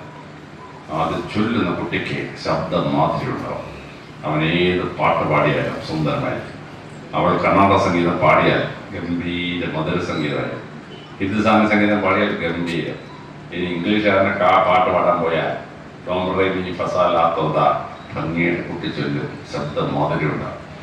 അത് ഈ സഹസ്രനാമം ചൊല്ലുമ്പോൾ 4ാമത്തെ ഗുണമാണ്. 5ാമത് സംഭവിക്കും. 5ാമത് വലിയ വലിയ ജോലിക്ക് ചെയ്യണമെങ്കിൽ ഒരു മനുഷ്യന് ആവശ്യമായ ഒരു സംഭവമാണ് കമ്പാരറ്റീവ് അനാലിറ്റിക്കൽ പവർ. ഒന്നിനെയും മറ്റൊന്നിനോട് താരതമ്യപ്പെടുത്തി തലച്ചോറ് ഗ്രഹിക്കാനുള്ള കഴിവാണ്. ഇതിലുള്ള ഒരാൾക്ക് മാത്രമേ ഡോക്ടറാവാൻ പറ്റൂ. ഒരു രോഗിയോട് ഡോക്ടർ പറയുന്നു, ഡോക്ടറെ എനിക്കൊരു തലവേദന. ഡോക്ടറെ തലച്ചോറപ്പോഴേ വർക്ക് ചെയ്യും. തലവേദന കാരണമാകാൻ സാധ്യതയുള്ള 10-16 രോഗമുണ്ട്. ഈ 16 ഏതാണ് ഈ രോഗിക്ക് സാധ്യത? ഡോക്ടറെ തലച്ചോറ് വർക്ക് ചെയ്യും. ഒരു മരുന്ന് കുറിക്കണം. എല്ലാ മരുന്നിനും സൈഡ് എഫക്റ്റ് ഉണ്ട്, എല്ലാ മരുന്നിനും കോൺട്രാ ഇൻഡിക്കേഷൻ ഉണ്ട്. ഇത് കറക്റ്റ് തലച്ചോറ് ഓർക്കാതെ ഒരു ഡോക്ടർ മരുന്ന് കുറിച്ചാൽ രോഗി ചത്തു.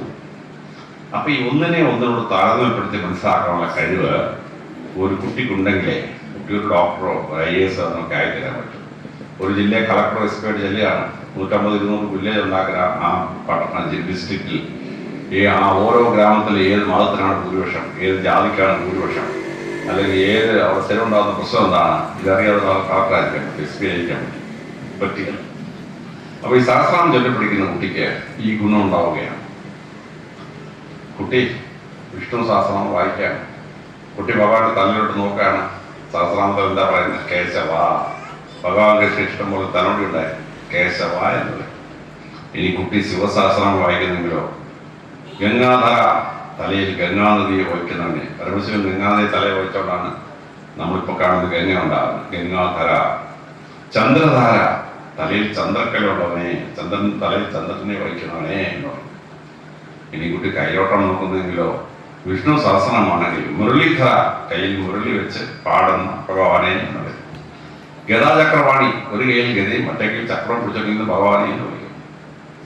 ഈ ലളിത സഹസ്രമാണെങ്കിലോ വീണാ പുസ്തക ധാരണി, ഒരു കയ്യിൽ വീണ് മറ്റേ കയ്യിൽ പുസ്തകം പിടിച്ചിരിക്കുന്ന ഭഗവതി എന്ന് വിളിക്കും. അപ്പൊ സഹസ്രനാമത്തിനകത്ത് കുട്ടി ഈ സംജ്ഞകളെ മനസ്സിലാക്കിയിരിക്കണം. ശിവസഹസ്രനാമത്തിൽ ഒരു പാരഗ്രാഫിന് വള്ളത്തോൾ നാരായണമേനോൻ മലയാള ഭാഷയെ തർജ്ജമ പൊട്ടാക്കി പാല പട്ടത്തിരിമിഴി ജടേ കാറൊളിച്ചാല് കൂന്തൽ കെട്ടാക്കി കേതകിപ്പൂതനൊടിവാക്കി പരം ചന്ദ്രകണ്ഠ മട്ടക്കത്തനം മാറി പ്രഥയുടസുതനായി കാട്ടിലോട്ട് വൈകിട്ട കാട്ടാളനെ കൈകൊള്ളുന്നേ. കുട്ടി 16 കാര്യങ്ങൾ ആലോചിച്ചെങ്കിലേ പരമശിവൻ എങ്ങനെ ഇരിക്കുകയുള്ളൂ. തലയിൽ ഗംഗയിൽ ചന്ദ്രക്കലയിൽ വരച്ച്, തലയിൽ പൊട്ടിട്ട്, 3-ാം കണ്ണ് വെച്ച്, കണ്ടത്തിൽ നീലകണ്ഠനായി ഭസ്മം പൂശി, തലമുടി പൊക്കി കെട്ടിവെച്ചിരിക്കുന്ന എത്ര കാര്യമാണ് കുട്ടി മനസ്സിലാകുന്നത്. അപ്പൊ ഈ സഹസ്രനാമം കേട്ടുന്ന കുട്ടിക്ക് ഈ കമ്പാർട്ട് അനാലിറ്റിക് ഉണ്ടാവും. അത് കുട്ടിക്ക് പിൽക്കാലത്ത് വലിയ വലിയ കസൽ ലഭിക്കാനുള്ള കഴിവുണ്ടാവും. അപ്പൊ ഇവിടെ ശിവപുരാണം കേട്ട് കഴിയുമ്പോൾ വളരെ കൃത്യമായി ഈ ശിവക്ഷേത്രത്തിലെ ഭഗവാൻ ആരാണെന്ന് എനിക്ക് മനസ്സിലാവണം. ആ ഭഗവാന്റെ ഗുണഗണങ്ങൾ എന്തൊക്കെയാണ്, ആ ഭഗവാന്റെ 18 അവതാരങ്ങൾ എന്തൊക്കെയാണ്, ആ പരമശിവന്റെ 18 രൂപഭാവങ്ങൾ എന്തൊക്കെയാണ് കൃത്യമായി മനസ്സിലാക്കിയിരിക്കണം.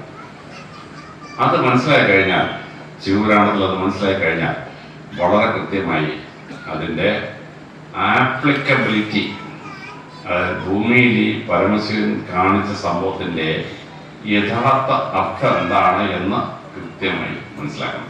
യഥാർത്ഥ അർത്ഥം. ഉദാഹരണത്തിന് പരമശിവൻ ഗംഗാധരനാണ്. ഗംഗാനദിയെ ഭൂമിയിലേക്ക് കൊണ്ടുവരാൻ വേണ്ടി ഭാഗീരഥൻ യാഗം ചെയ്തു. ആ യാഗത്തിന്റെ അവസാനം ഗംഗാനദി ഭൂമിയിലേക്ക് വന്നാൽ അതിൻ്റെ ഷോക്ക് പിടിക്കണം.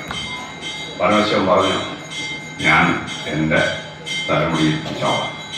ഗംഗാനദി പരമശിവന്റെ തലയിൽ വന്ന് വീഴുകയും പരമശിവൻ അതിനെ ഹോൾഡ് ചെയ്യുകയും അതിനുശേഷം വെള്ളം കരയിലോട്ട് ഇറക്കി വിടുകയും ചെയ്തു. ഇവിടെ എന്താ സംഭവം? എല്ലാ നദീതര സംസ്കാരങ്ങളിലും നദി കേന്ദ്രീകൃതമായി സംസ്കാരം ഉണ്ടാവും.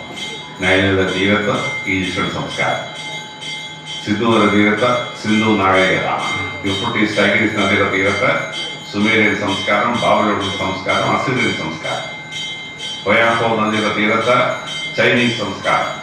ഇതെല്ലാം നദീതര സംസ്കാരങ്ങളാണ്. ഇവിടെ നദിയെ കൺട്രോൾ ചെയ്തിരിക്കണം. ഇന്ത്യയുടെ ചരിത്രത്തിലെ വളരെ ശ്രദ്ധേയമായ സംസ്കാരമായിരുന്നു സൈന്ധവ നദീതര സംസ്കാരം. 1500 പട്ടണങ്ങളിലായി നിന്ന ഒരു സംസ്കാരം. ഈ സംസ്കാരം 4000 വർഷങ്ങൾക്ക് മുമ്പ് ക്ഷയിച്ച് അത് ജനങ്ങളെ മുഴുവൻ എല്ലാ സ്ഥലത്തോട്ടും മാറി താമസിക്കാൻ തുടങ്ങി. സൈന്ധവ നദീതര സംസ്കാരം നാശപ്പെടാനുള്ള കാരണം എന്താണ്? 1500 പട്ടണങ്ങളിൽ കണ്ടെത്തിയതിൽ 700 പട്ടണവും ഒരു നദിയുടെ തീരത്താണ്, സരസ്വതി നദിയുടെ തീരത്താണ്. സരസ്വതി നദി ഋഗ്വേദകാലം എത്തിയപ്പോഴേക്കും വറ്റി തുടങ്ങിയിരുന്നു. അതുകൊണ്ടാണ് ഋഗ്വേദത്തിൽ സരസ്വതി വിളിക്കുന്നത് ഇടയ്ക്കിടയ്ക്ക് കണ്ടും കാണാതെയുമാവും സരസ്വതി. മഴക്കാലത്ത് നദിയായി ഒഴുകും. മഴയില്ലാത്ത സമയത്ത് കുളങ്ങളായിരുന്നു, പല സ്ഥലത്ത് കുളങ്ങളായിരുന്നു. കുളം എന്നുള്ളതിന്, പോണ്ട് എന്നുള്ളതിന് സംസ്കൃതമാണ് സരസ്. സരസ്സുകൾ ചേർന്നുള്ള നദിയായതുകൊണ്ട് സരസ്വതി എന്നതിനെ വിളിച്ച കുളങ്ങൾ. മഴക്കാലത്ത് മാത്രം നദി, അല്ലാത്ത സമയത്ത് കുളങ്ങളാണ്, സരസ്വതി ഒഴുകി. അപ്പൊ ഈ സരസ്വതി നദി ഉത്തരാഖണ്ഡിൽ നിന്നും പുറപ്പെട്ട് അത് ഗോമുഖത്ത് വന്ന ശേഷം, അല്ലെങ്കിൽ ഗംഗാനദി ഉത്തരാഖണ്ഡിൽ നിന്ന് പുറപ്പെട്ട് ഗോമുഖത്ത് വന്ന ശേഷം അവിടുന്ന് അത് വന്ന് സരസ്വതി നദി ലയിക്കുകയും സരസ്വതി നദി വന്നിട്ട് റാണക്കച്ചിൽ ഇറങ്ങുകയുമായിരുന്നു പണ്ടുണ്ടായിരുന്നു. ആ സമയത്താണ് സൈന്ധവ നദി സംസ്കാരം ഉണ്ടായിരുന്നത്. പക്ഷെ 4000 വർഷത്തിന് മുമ്പ് ഒരു വലിയ ഭൂമി കുലുക്കത്തിൽ ഒരു മലയങ്ങ് പൊങ്ങി വന്നു ഗോമുഖത്ത്. 1000 അടി പൊക്കമുള്ള ഒരു മല. ആ മല കംപ്ലീറ്റ് നദിയെ ബ്ലോക്ക് ചെയ്യാൻ പറ്റിയിരിക്കുന്നു സംശയമാണ്. പക്ഷെ ഭാഗീരഥൻ രാജാവ് ആ മലയ്ക്കുള്ള വിള്ളലുകളൊക്കെ പാറാക്കിയിട്ട് അടച്ചു കഴിഞ്ഞപ്പോൾ ഗംഗാനദി വന്ന മലയിൽ തട്ടിയിട്ട് ഗതി മാറി ഒഴുകി. ആ ഗോമുഖത്ത് വെച്ച് ഗതി മാറി ഒഴുകിയ നദിയെ നമ്മൾ ഇപ്പോഴും വിളിക്കുന്നത് ഭാഗീരഥൻ അല്ലെങ്കിൽ ഗംഗാനദി ഭൂമിയിൽ കൊണ്ടുപോകുന്ന ആളിൻ്റെ പേരിലാണ്. ആ ഭാഗീരഥ അവിടുന്ന് ഒഴുകി വന്ന അളകനന്ദയിൽ ചേരും. എന്നിട്ട് അളകനന്ദ ഒഴുകി വന്ന് യമുനയിൽ ലയിച്ച് ഗംഗാനദിയായി ഒഴുകി അവിടെ യമുനയും ഗംഗയും കൂടി യോജിക്കുന്ന സ്ഥലത്താണ് കുംഭമേളം തന്നിരിക്കുന്നത്. 144 കൊല്ലത്തിനൊരിക്കൽ നടക്കുന്ന മഹാകുംഭമേള. സാധാരണ 14 വർഷത്തിലൊരിക്കൽ ഒരു കുംഭമേള നടക്കും. ഞാൻ കണ്ട കുംഭമേള സാധാരണ കുംഭമേളയായിരുന്നു. പക്ഷേ 144 കൊല്ലം ആകുമ്പോൾ മഹാകുംഭമേള. ഇപ്പോഴത്തെ തലമുറയുടെ ഭാഗ്യത്തിന് നമ്മുടെ ജീവിച്ചിരിക്കുമ്പോഴാണ് മഹാകുംഭം നടക്കുന്നത്. അവിടെ 4 കോടി ആളുകൾ വന്നിട്ടുള്ള വലിയ മഹാകുംഭം നടക്കാൻ അവിടെയാണ് ഇതിനകത്ത് നിന്ന് ചേർന്നത്. അതിനുശേഷം അത് ഈസ്റ്റേൺ യു പി, ബീഹാർ വഴി ഒഴുകി ബംഗ്ലാദേശിൽ പോയി ബംഗാൾ ഉൾക്കടലിലേക്കാണ് വരും. പണ്ട് അറബിക്കടലിൽ പൊയ്ക്കൊണ്ടിരിക്കുന്ന നദി ഇതിന് വഴി. അപ്പൊ ഇത് സൈന്ധവ നദി സംസ്കാരം തകർച്ചയുമായി ബന്ധപ്പെട്ട, സരസ്വതി നദിയുടെ വരൾച്ചയുമായി ബന്ധപ്പെട്ട, ഗംഗാ യമുന സംസ്കാരത്തിലൂടെ ഗംഗാനദി ഉത്തരേന്ത്യയിൽ ഒഴുകുന്നതിൽ രൂപാന്തരപ്പെട്ട ഒരു 4000 years മുമ്പ് നടന്നൊരു സംഭവമാണ്. അതിലെ പ്രധാന കഥാപാത്രമാണ് പരമശിവൻ. പരമശിവൻ ആ ഷോക്കിനെ ഉൾക്കൊണ്ടു, തൻ്റെ തലയിൽ ഉപയോഗിച്ച ഷോക്കിനെ ഉൾക്കൊണ്ടു. അതുകൊണ്ടാണ് ഗംഗാനദി ഉണ്ടായത്. നിങ്ങളെ എന്നെ പഠിപ്പിക്കുന്നു, മഹത്തായ കാര്യം നടക്കണമെങ്കിൽ ആദ്യം ആ ഷോക്ക് നമ്മുടെ തലയിൽ പിടിക്കണം. ഒരു വലിയ ദുരന്തം ഉണ്ടാകുമ്പോഴാണ് ഇങ്ങനെ ഉണ്ടാകാൻ പോകാണെന്ന് കണ്ടിട്ട് ഭയം നോക്കിയിട്ടുള്ള കാര്യമുണ്ടോ? ആ ഷോക്കിനെ നമ്മൾ പിടിക്കണം. ഈ ആഴ്ച +2 പരീക്ഷ തുടങ്ങാണ്. ആ കുട്ടിയെ ഷോക്കിനെ തലയിൽ പിടിക്കണം, പരമശിവനെ പോലെ പിടിക്കണം. ഞാൻ നേരിട്ട് കളയും. ഇന്ന് ഉറപ്പോടുകൂടി പഠിച്ചാലേ ആ പരീക്ഷ പാസ്സാവാൻ പറ്റുള്ളൂ. അപ്പൊ എന്ത് പ്രതിസന്ധി നമ്മുടെ തല കൊണ്ട് നടക്കും. Intellectually fight that intellectually. അതാണ് പരമശിവൻ തലയിൽ പിടിച്ചെന്ന് പറയുന്നത്. അപ്പോൾ സൈന്ധവ നദീര സംസ്കാരം തകർച്ചയും ഗംഗാ യമുന സംസ്കാരത്തിന്റെ ഉയർച്ചയും കാണിക്കുന്ന അത്ഭുത സംഭവം പരമശിവനാൽ സൃഷ്ടിക്കപ്പെട്ടതാണ്. അതാണ് പരമശിവൻ ഗംഗാധരനായി മാറിയത്. പരമശിവന്റെ ജീവിതത്തിലെ ശിവപുരാണത്തിൽ വായിച്ചു കിട്ടുന്ന അടുത്ത സംഭവം, വളരെ പ്രധാനപ്പെട്ട സംഭവം, നമ്മുടെ പാലവഴി മഥനാണ്. മനുഷ്യൻ പാലവഴി മഥനം ചെയ്ത് അമൃതം എടുക്കണം, മരണത്തെ നേരിടണം. ദുർവാസാവിന്റെ ശാപം കൊണ്ടാണ് ദേവന്മാർ ദുർവാസാവ് ശപിച്ചു. നിങ്ങൾ ജരാനരയുള്ളവരായിട്ടാണ്. ആരാണ് ദുർവാസാവ്? ദുർവാസാവ് പരമശിവന്റെ അവതാരമാണ്. പരമശിവന്റെ 18 അവതാരത്തിൽ ഒന്നാണ് ദുർവാസാവ്.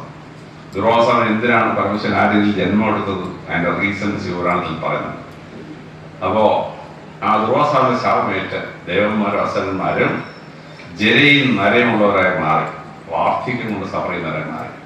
അപ്പോൾ വാർദ്ധക്യത്തെ നേരിടണം, മരണത്തെ നേരിടണം. എന്ത് ചെയ്യണം? പരിഹാരം പറഞ്ഞു, പാലാഴി മഥനം ചെയ്യണം. പാലാഴി മഥനത്തിന് ഒരു മലയെ കൊണ്ടുവന്ന് കറക്കണം. മല മന്ദരപർവ്വതം തറയിൽ വെച്ച് കറക്കാൻ പറ്റും. വിഷ്ണു ഭഗവാൻ പറഞ്ഞു, ഞാൻ ആമയായിട്ട് പോയി അതിൻ്റെ പുറത്ത് വെച്ചിട്ട് കറക്കാം. അങ്ങനെ ആ മലയെ കറക്കാൻ വേണ്ടി വാസുകി വിട്ടുകൊടുത്തു. ആരാണ് വാസുകി? വാസുകി പരമശിവന്റെ കഴുത്തെ കിടക്കുന്ന പാമ്പാണ്. വാസുകി പരമശിവന്റെ കഴുത്തിൽ കിടക്കുന്നതുകൊണ്ട് അതിനെ വിളിച്ച പേരാണ് ശങ്കരാഭരണം. ശങ്കരൻ ആഭരണമായി കഴുത്തിൽ കിടക്കുന്ന ആ മുട്ടമ്പാമ്പ് പത്തി ഇങ്ങനെ മേപ്പോട്ട് വിളിച്ച ആട്. ആ പത്തിയുടെ ആരോപണവും അവരോപണവും കർണാടക സംഗീത രാഗമായി. കർണാടക സംഗീത രാഗമാണ് ശങ്കരാഭരണം. ആ പേരിലുള്ള പ്രസിദ്ധമായ തെലുങ്ക് സിനിമയാണ് നിങ്ങൾ കണ്ടിട്ടുണ്ടാവുന്ന വിശ്വസിക്കുന്നു. അത് ഈ വാസുകിയുടെ ശങ്കരന്റെ കഴുത്തിൽ കിടക്കുന്ന പാമ്പിന്റെ ഡാൻസാണ്. ഈ പാമ്പാണ് പാലാഴി മഥനത്തിന്റെ മന്ത്രോട്ട് ചുറ്റി നിൽക്കുന്നത്. പാലാഴി മഥനം നടത്തി. എന്തിനാണ് നടത്തുന്നത്? അമൃതിന് വേണ്ടി. അവിടെ 70 സാധനം പൊങ്ങുവരാണ്. നവരത്നങ്ങൾ മുഴുവൻ പൊങ്ങുവന്ന് അവിടെ നിന്നാണ്. ലക്ഷ്മി ഭഗവതി പൊങ്ങുന്ന അതിനകത്താണ്. അങ്ങനെ 69 സാധനങ്ങൾ നിങ്ങളെ പാലാഴിമഠത്തിൽ വായിച്ചു നോക്കണം. പാലാഴിമഠത്തിൽ കിട്ടിയ 69 സാധനം 70 പൊങ്ങി വരുന്നതാണ് അമൃത്. മരണത്തെ അതിജീവിക്കാനുള്ള വിദ്യ. എന്താണ് ഇത് പറയുന്നത്? നമ്മുടെ അടുത്ത് നമ്മുടെ ഭൂമിയിൽ വലിയ അച്ചീവ്മെന്റ് ചെയ്യണമെങ്കിൽ പാലാഴി മഥനം ചെയ്ത പോലെ ഹാർഡ് വർക്ക് ചെയ്യാതെ ഒരു രക്ഷയില്ല. There is no shortcut to success. വിജയത്തിലേക്ക് കുറുക്കുവഴിയൊന്നുമില്ല. ലോങ് ഹൈവേ കൂടെ പോയാൽ പറ്റുള്ളൂ. ലോകത്തിൽ വലിയ നിലകളിലെത്തിയവരെ പറ്റി മഹാനായ ഇംഗ്ലീഷ് കവി പാടി, the heights the great men reached and kept are not attained by sudden flight. They, while their companions slept, were toiling upwards in the night. രാത്രിയുടെ യാമങ്ങളിൽ നിന്ന് പഠിക്കാത്ത ഒരു കുട്ടിക്കും വായം കിട്ടാൻ പോകുന്നില്ല. രാത്രിയുടെ യാമങ്ങളിൽ നിന്ന് പഠിക്കാത്ത ഒരുത്തനും IAS പാസ്സായി കളക്ടർ സ്കൂളിൽ പോകാൻ പറ്റില്ല. ഹാർഡ് വർക്ക്, ദേവകുമാരന്മാരുടെ ഹാർഡ് വർക്കാണ്. പിന്നെ ഏത് പരീക്ഷ പാസ്സാവണമെങ്കിലും അറിവിൻ്റെ ആഴങ്ങളിൽ പോകണം. കരയ്ക്ക് വെച്ച് വലയിടം നിർത്താൻ പറ്റുമോ? ഇല്ല. കടലിൻ്റെ ആഴങ്ങൾ വരെ മല ഇറക്കി വെച്ച് കറക്കി അപ്പോഴാണ് 7 സാധനം പൊങ്ങി വരുന്നത്. ഇന്ത്യക്ക് ലോകത്തിന് മുഴുവൻ വാങ്ങിക്കാനുള്ള സമ്പത്തുണ്ട് അറബിക്കടലിലും ബേ ഓഫ് ബംഗാളിൽ. അവിടുത്തെ റയർ മിനറൽസ് അമേരിക്കയുടെ സമ്പത്തിന് 100 ഇരട്ടിയാണ്. പക്ഷെ കടലിൽ ഖനനം ചെയ്യാൻ പറ്റുമോ? ചെന്ന ഉടനെ സമരമാണ്. കടലിൽ ഖനനം ചെയ്യാൻ പറ്റില്ല. നമ്മുടെ കടലിൽ നിന്നാണ് വിയറ്റ്നാംകാരും ഗുജറാത്തുകാരും ഫിലിപ്പൈൻസുകാരും മീനെ പിടിച്ചോണ്ട് പോകുന്നത്. പക്ഷെ നമ്മൾ കേരളത്തിൽ ട്രോളർ വാങ്ങിച്ചാൽ ആ മീൻ പിടിക്കാൻ പോയാൽ അപ്പോൾ ഇവിടെ സമരമാണ്. മറ്റവൻ പിടിച്ചോണ്ട് പോകാൻ കുഴപ്പമൊന്നുമില്ല, നമ്മൾക്ക് ഇറങ്ങാൻ പാടില്ല.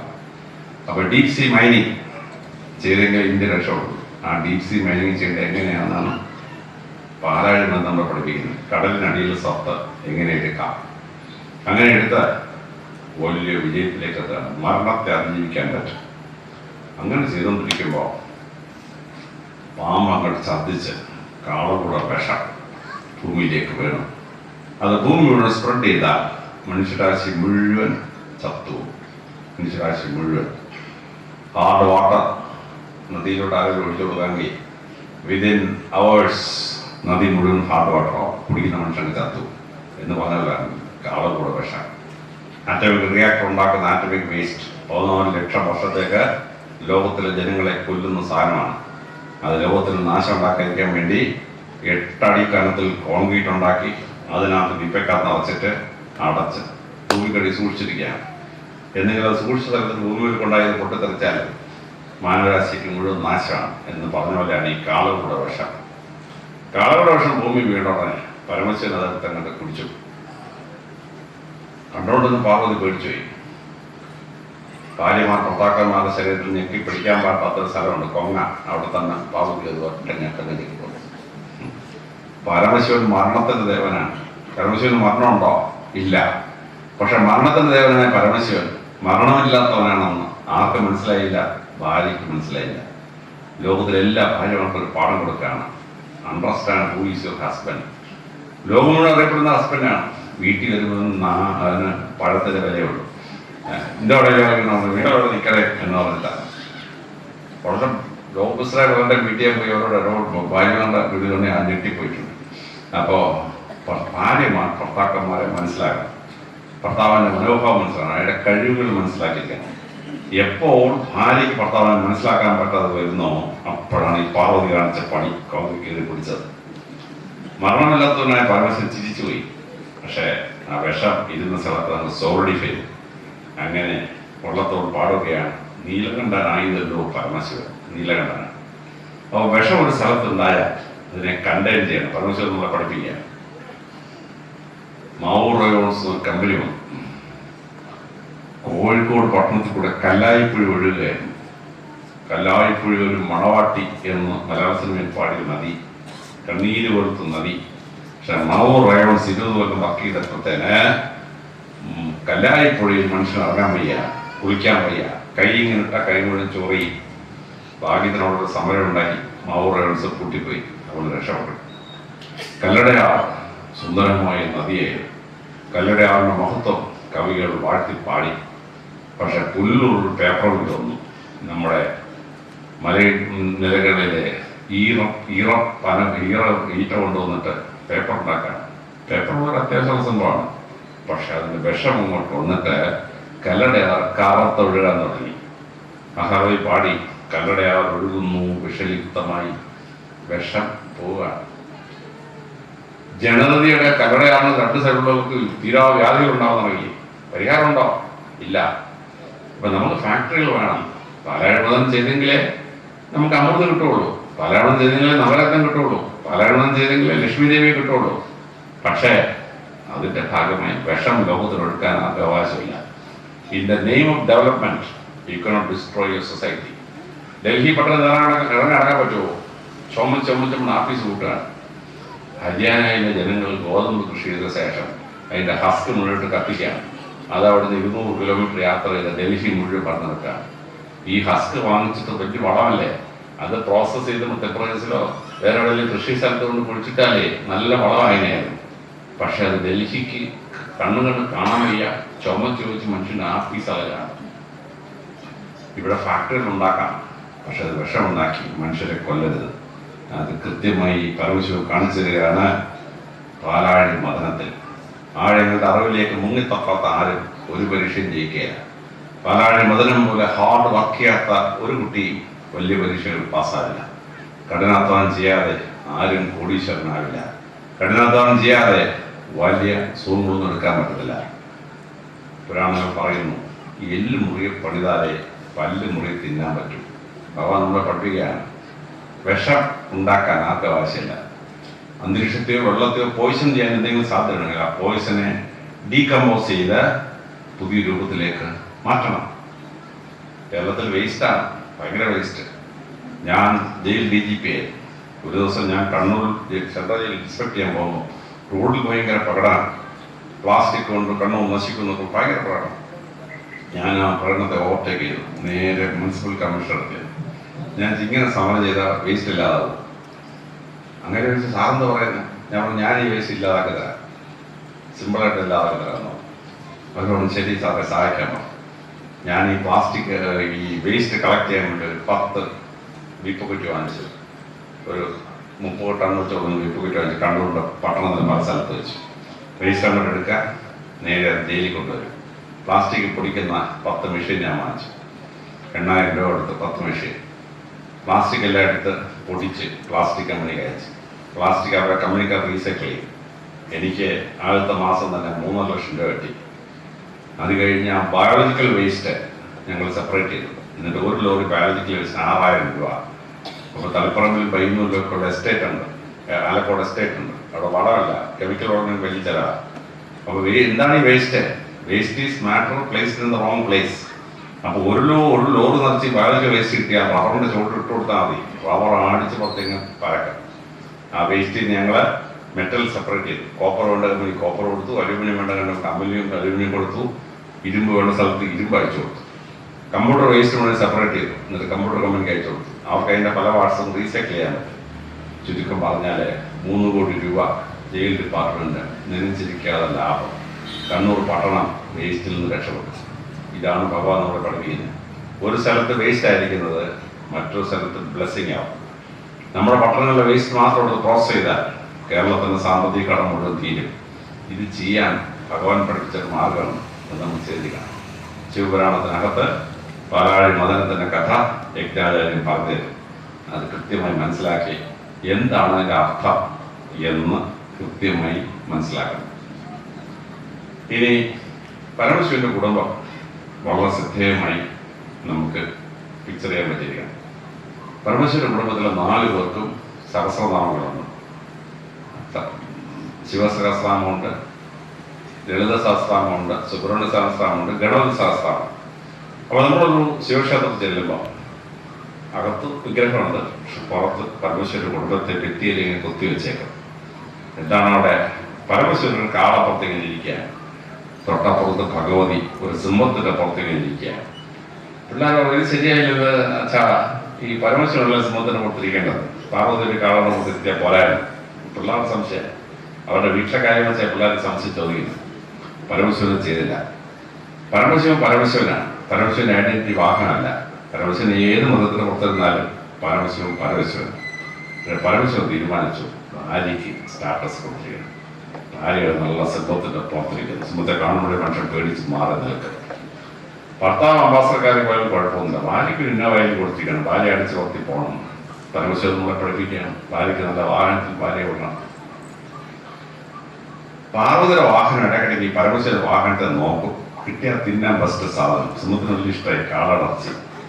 പക്ഷേ പാർവതിയുടെ വാഹനമായ സിംഹം ഒരിക്കൽ പരമശിവന്റെ വാഹനമായ കാളയെ പിടിച്ച് തിന്നാൻ പോവില്ല. അവര് പരസ്പര ബഹുമാനം തന്നെ ഇരിക്കാം. പിന്നെ തൊട്ടപ്പുറത്ത് സുബ്രഹ്മണ്യ സ്വാമി മയിലിന്റെ പുറത്തിരിക്കുക. എന്തിനാണ് ഈ സുബ്രഹ്മണ്യ സ്വാമി മയിലിന്റെ പുറത്ത് ഇരുത്തിയത്? കാരണം സുബ്രഹ്മണ്യ സ്വാമിക്ക് അമ്മ പാർവതി ഒരു വരം കൊടുത്തു. മോനെ, ഒരു പെൺകുട്ടി നിന്റെ അടുത്ത് നിന്ന് പ്രാർത്ഥിച്ചാൽ അത് ഏത് പുരുഷനും ആകർഷിക്കുന്ന സുന്ദരിയായ ഒരു കന്യകയായി അവൾ മാറും. അതുകൊണ്ട് പെൺകുട്ടികൾ ജനിച്ചാൽ ഉടനെ അമ്മമാർ തപ്പും ഏറ്റവും അടുത്ത് സുബ്രഹ്മണ്യ സ്വാമി ക്ഷേത്രം എവിടെയാണ്. എന്നിട്ട് അവിടെ പോയി ഈ മോളെ അവിടെ കൊണ്ടുപോയി സുബ്രഹ്മണ്യ സ്വാമിക്ക് നേർച്ചോളും. അപ്പോൾ ഒരു പെൺകുട്ടി ഋതുമതിയാവുന്നതിന് മുമ്പ് ഒരു സുബ്രഹ്മണ്യ സ്വാമി ക്ഷേത്രത്തിൽ പോയി പ്രാർത്ഥിച്ചാൽ അവിടെ ഏത് പുരുഷനും ആകർഷിക്കുന്ന സുന്ദരിയായി മാറും. പാർവതിയുടെ വരാണ്. ഇപ്പൊ പെൺകുട്ടികളെ സുന്ദരിയാക്കുന്ന ഈ സുബ്രഹ്മണ്യൻ നല്ല സൗന്ദര്യമുള്ള മുഖത്തിന്റെ പുറത്തിരിക്കട്ടെ. അതുകൊണ്ട് പീലികൾ വിടർത്തി സൗന്ദര്യം കാണിക്കുന്ന മയിലിന്റെ പുറത്തോട്ട് സുബ്രഹ്മണ്യ സ്വാമി എത്തി കൊടുത്തു. പാർവതി സുബ്രഹ്മണ്യന് ഓരോ വരം കൊടുത്തു. മോനെ, ഗർഭിണിയായ ആരെങ്കിലും നിന്റെ അടുത്തൊന്ന് പ്രാർത്ഥിച്ചാൽ ആ ഗർഭം അലസാതെ സുഖപ്രസവത്തിലൂടെ ആരോഗ്യമുള്ള ഒരു കുട്ടിയുണ്ടായി വളർന്ന് ഈ സമൂഹത്തിന് ഐശ്വര്യപാതനമായ കുട്ടിയായി തീരാൻ വരം കൊടുക്കാൻ നിനക്ക് അധികാരം തരാണ്. അതുകൊണ്ട് ഗർഭിണിയായി കഴിഞ്ഞ സ്ത്രീകൾ എന്ത് ചെയ്യും? ഒരു നേരെ സുബ്രഹ്മണ്യ സ്വാമി ക്ഷേത്രത്തിൽ പോകും. സുബ്രഹ്മണ്യ സ്വാമി ക്ഷേത്രത്തിൽ പോയി പ്രാർത്ഥിച്ചാൽ കുട്ടി നല്ല ഒരു ചിത്രമൊന്നും ഉണ്ടാകാതെ എടുക്കാനായിട്ടിരിക്കും. ഇതിനാ പാർവതി വരം കൊടുത്തേ. പാർവതിക്ക് മക്കളുടെ കഥ കേട്ടിട്ടില്ലേ? സുബ്രഹ്മണ്യ സ്വാമി ഉണ്ടാകുമ്പോൾ കാരണഭൂതമായ ശിവൻ പോയി വീണത് അഗ്നിയിലാണ്. അഗ്നിയിൽ നിന്ന് കൃതികളെടുത്ത് വളർത്തിയുകൊണ്ട് സുബ്രഹ്മണ്യ സ്വാമിക്ക് കാർത്തികേയൻ, കൃതികൾ വളർത്തിയാലാണ് കാർത്തികേയന് പേര്. 6 കൃതികൾ വളർത്തിയപ്പോൾ സുബ്രഹ്മണ്യൻ 6 മുഖമായി. അതുകൊണ്ട് സുബ്രഹ്മണ്യ സ്വാമി ആറുമുഖൻ എന്നൊരു പേര് വന്നു. ഗണപതി ഉണ്ടായപ്പോഴോ കാഷ്ട തലയും വെട്ടി വേറൊരു ആനയുടെ തലയൊക്കെ വെച്ച് വല്ലാത്തത്. അപ്പൊ സ്വന്തം മക്കൾക്ക് ഈ പ്രശ്നം ഉണ്ടായതുകൊണ്ട് അമ്മ സുബ്രഹ്മണ്യ സ്വാമിയോട് പറഞ്ഞു, ഗർഭിണി നിന്റെ അടുത്തൊന്ന് പ്രാർത്ഥിച്ചാൽ ആ ഗർഭത്തിന് ഒരു കുഴപ്പമുണ്ടാകാതെ ആരോഗ്യമുള്ള കുട്ടിയെ പ്രസവിച്ച് ആ കുട്ടി ജീവിതത്തിൽ സമൂഹത്തിന് സ്വഭാവം ചെയ്യുന്ന കുട്ടിയായി തീരും. അതുകൊണ്ട് ഗർഭിണിയായ സ്ത്രീകൾ നേരെ പോകും. സുബ്രഹ്മണ്യ സ്വാമിക്ക് ക്ലാസ് കഴിഞ്ഞാൽ പിന്നെ ചിത്രം ഉണ്ടാവില്ല, സുഖപ്രസവം, ആരോഗ്യമുള്ള കുട്ടി, ഒരു ഡിഫക്റ്റ് ഉണ്ടാവാത്ത കുട്ടി ഉണ്ടാവും. സുന്ദരമായ സംഭവമാണ്. മയിലെ മുട്ടയിടുന്ന രംഗം നിങ്ങൾ കണ്ടിട്ടില്ലേ? ആ മുട്ടക്കാരന് കുഞ്ഞു വരുന്ന കഥ കണ്ടിട്ടില്ലേ? ആ സുവോളജിയാണ് പാർവതിയുടെ വരം. രണ്ടുപേരും അമ്മ കൊടുത്തപ്പോ പരമശിവൻ മോനോട് പറഞ്ഞു, ഞാൻ നിനക്കൊരു വരം തരികയാണ്. നീ ഭൂതങ്ങളുടെ ദേവനാണ്. ഏത് ഭൂതത്തെ ഓടിച്ചിട്ട് പിടിക്കാൻ നിനക്ക് ഞാൻ അധികാരം തരികയാണ്. ആ ഭൂതങ്ങളെ ഓടിച്ചിട്ട് പിടിക്കണമെങ്കിൽ 13 ഭൂതത്തെ പിടിക്കാൻ എന്ത് ചെയ്യണം? പറക്കുന്ന പക്ഷികളാണ്. അതുകൊണ്ട് മയിലിനെ കൊടുത്തു. മയിലിനെ കൊടുത്തിരിക്കുകയാണ് സുബ്രഹ്മണ്യ സ്വാമി. ഇന്ത്യയിലെ വാക്കുകളിൽ ഏറ്റവും ആദ്യം ലോകത്ത് പോയൊരു വാക്കാണ് മയിൽപ്പീലി. 3000 വർഷങ്ങൾക്ക് ഞങ്ങളുടെ വേദപുസ്തകത്തിൽ ശലോമോൻ രാജാവ് ദേവാലയം, ജെറുസലേം ദേവാലയം പണിയാണ്. ആ ദേവാലയത്തിന് മദ്ബഹ സുന്ദരമായി അലങ്കരിക്കണം. ശലോമോൻ പറഞ്ഞു, ഇന്ത്യയിൽ നിന്ന് മയിൽപ്പീലി കൊണ്ടുവരണം. ഭഗവാൻ കൃഷ്ണൻ മയിൽപ്പീലി ഇഷ്ടമായതുപോലെ ശലോമോനും മയിൽപ്പീലി ഇഷ്ടമായി. ഭഗവാൻ കൃഷ്ണൻ എപ്പോഴും മയിൽപ്പീലി തലമുടിയിൽ ചൂടിയേക്കും. എങ്ങനെയാണ്? 3000 കൊല്ലത്തിന് മുമ്പ് ശലോമോൻ കൊണ്ടുവന്ന മയിൽപ്പീലിയെ വേദപുസ്തകത്തിൽ വിളിച്ചിരിക്കുന്ന പേര് തൂക്കി. തമിഴ് ഭാഷയിൽ ആൺമയിലിന്റെ പേരാണ് തോകൈ. അതാണ് തൂക്കി എന്ന് വേദപുസ്തകത്തിൽ സുറിയാനി ഭാഷയിൽ പ്രയോഗിച്ചിരിക്കുന്നത്. ശലോമോൻ പൂജാദേവങ്ങൾ വെക്കാൻ വേണ്ടി ഒരു മേശ ഉണ്ടാക്കി. ആനക്കൊമ്പോൾ മേശ. അതിനെ വേദപുസ്തകത്തിൽ വിളിച്ചു കാളഫ്. കാളഫ് എന്ന് പറയുന്നത് എന്താണ്? സംസ്കൃത ആനയുടെ പേരാണ് കളഭം. അതാണ് ഞങ്ങളുടെ വേദപുസ്തകത്തിൽ 3000 കൊല്ലത്തിനും എഴുതിയിരിക്കുന്ന കാളഫ് എന്ന് പറയുന്ന വാക്ക്. ലോക ഭാഷകളിലേക്ക് തമിഴ് ആദ്യം കൊടുത്തൊരു വാക്കാണ് ഈ മയിൽപ്പീലിയുടെ വാക്ക് തൂക്കി. സുമേരിയൻ, ബാബിലോണിയൻ ഭാഷകളിൽ ഗ്രാമത്തിന്റെ പേര് ഊർ, തമിഴിൽ ഊർ. സുമേരിയൻ, ബാബിലോണിയൻ ഭാഷകളിൽ അപ്പന്റെ പേരെന്താണ്? അബ്ബ, തമിഴിൽ അപ്പ. സുമേരിയൻ ഭാഷകളിൽ അമ്മയുടെ പേരെന്താണ്? യമ്മ, തമിഴ് ഭാഷയിൽ അമ്മ. ഇതൊക്കെ തമിഴ് അങ്ങോട്ട് കൊടുത്താൽ നമ്മുടെ ഭാരതീയ സംസ്കാരം കൊടുത്താണ് ഈ ബാബിലോണിയൻ, അസീറിയക്കും സുമേരിക്കും ഒക്കെ. അപ്പൊ ലോകത്തിൽ തന്നെ നമ്മൾ കൊടുത്ത വാക്കാണ് ഈ മയിൽപ്പീലി. ആ സുന്ദരമായ സൗന്ദര്യം കാണിക്കുന്ന പക്ഷിയുടെ പുറത്ത് സുബ്രഹ്മണ്യ സ്വാമി ഇരിക്കുകയാണ്. സുബ്രഹ്മണ്യ സ്വാമി വാഹനമായ മയില് ഇടയ്ക്കിടയ്ക്ക് പരമശിവന്റെ കഴുത്തിലൂടെ നോക്കും. പിന്നെ ബെസ്റ്റ് സാധനം മയിലിന് വലിയ ഇഷ്ടമാണ് ഈ പാമ്പിന്റെ ഇറച്ചി. പാമ്പിനെ കൊത്തിത്തിന്നുള്ള മയിൽ. പക്ഷേ ഈ മയിൽ ഒരിക്കലും പരമശിവന്റെ കഴുത്തിലൂടെ എത്തിപ്പിടിക്കുകയില്ല. അവിടെ കിടക്കുന്ന വാസുകിയെ പിടിക്കാൻ പോവുകയില്ല. പാർവതിയുടെ വാഹനമായ സിംഹം ഇടക്കിടയ്ക്ക് ഈ മയിലിനെ നോക്കും. സിംഹത്തിന് വലിയ ഇഷ്ടമാണ് ഈ മയിലിനെ. നിങ്ങൾ ആനുൽപ്പാലന്റെ കണ്ടിട്ടില്ലേ സിംഹം മയിലിനെ പിടിക്കുന്നത്? സിംഹം ഓടി നിന്ന് മയിലിനെ കഴുത്തെ പിടിച്ച് ഒറ്റ കടി കൊടുത്ത് കുലുക്കുലുക മയിലെത്തും. പിന്നെ മയിൽ തറച്ച്. പക്ഷേ പാർവതിയുടെ വാഹനമായ സിംഹം ഒരിക്കലും മൂത്ത മോന്റെ വാഹനമായ മയിലിനെ പിടിച്ച് തിന്നാൻ പോയില്ല. തൊട്ടപ്പുറത്ത് ഗണപതി ഭഗവാൻ ഇരിക്കുകയാണ്, എലിയുടെ പുറത്ത്. കൊച്ചുകുട്ടികൾ കണ്ടിട്ട് അയ്യോ ഈ ആനയുടെ കൂട്ടുള്ള ഗണപതി ഭഗവാൻ എലി ചക്രമായി പോകുന്നതിലെന്ന് കുട്ടികൾ സംശയപ്പെടുകയും. ഗണപതി ഇരുന്ന് എലിക്കൊന്നും പറ്റിയില്ല.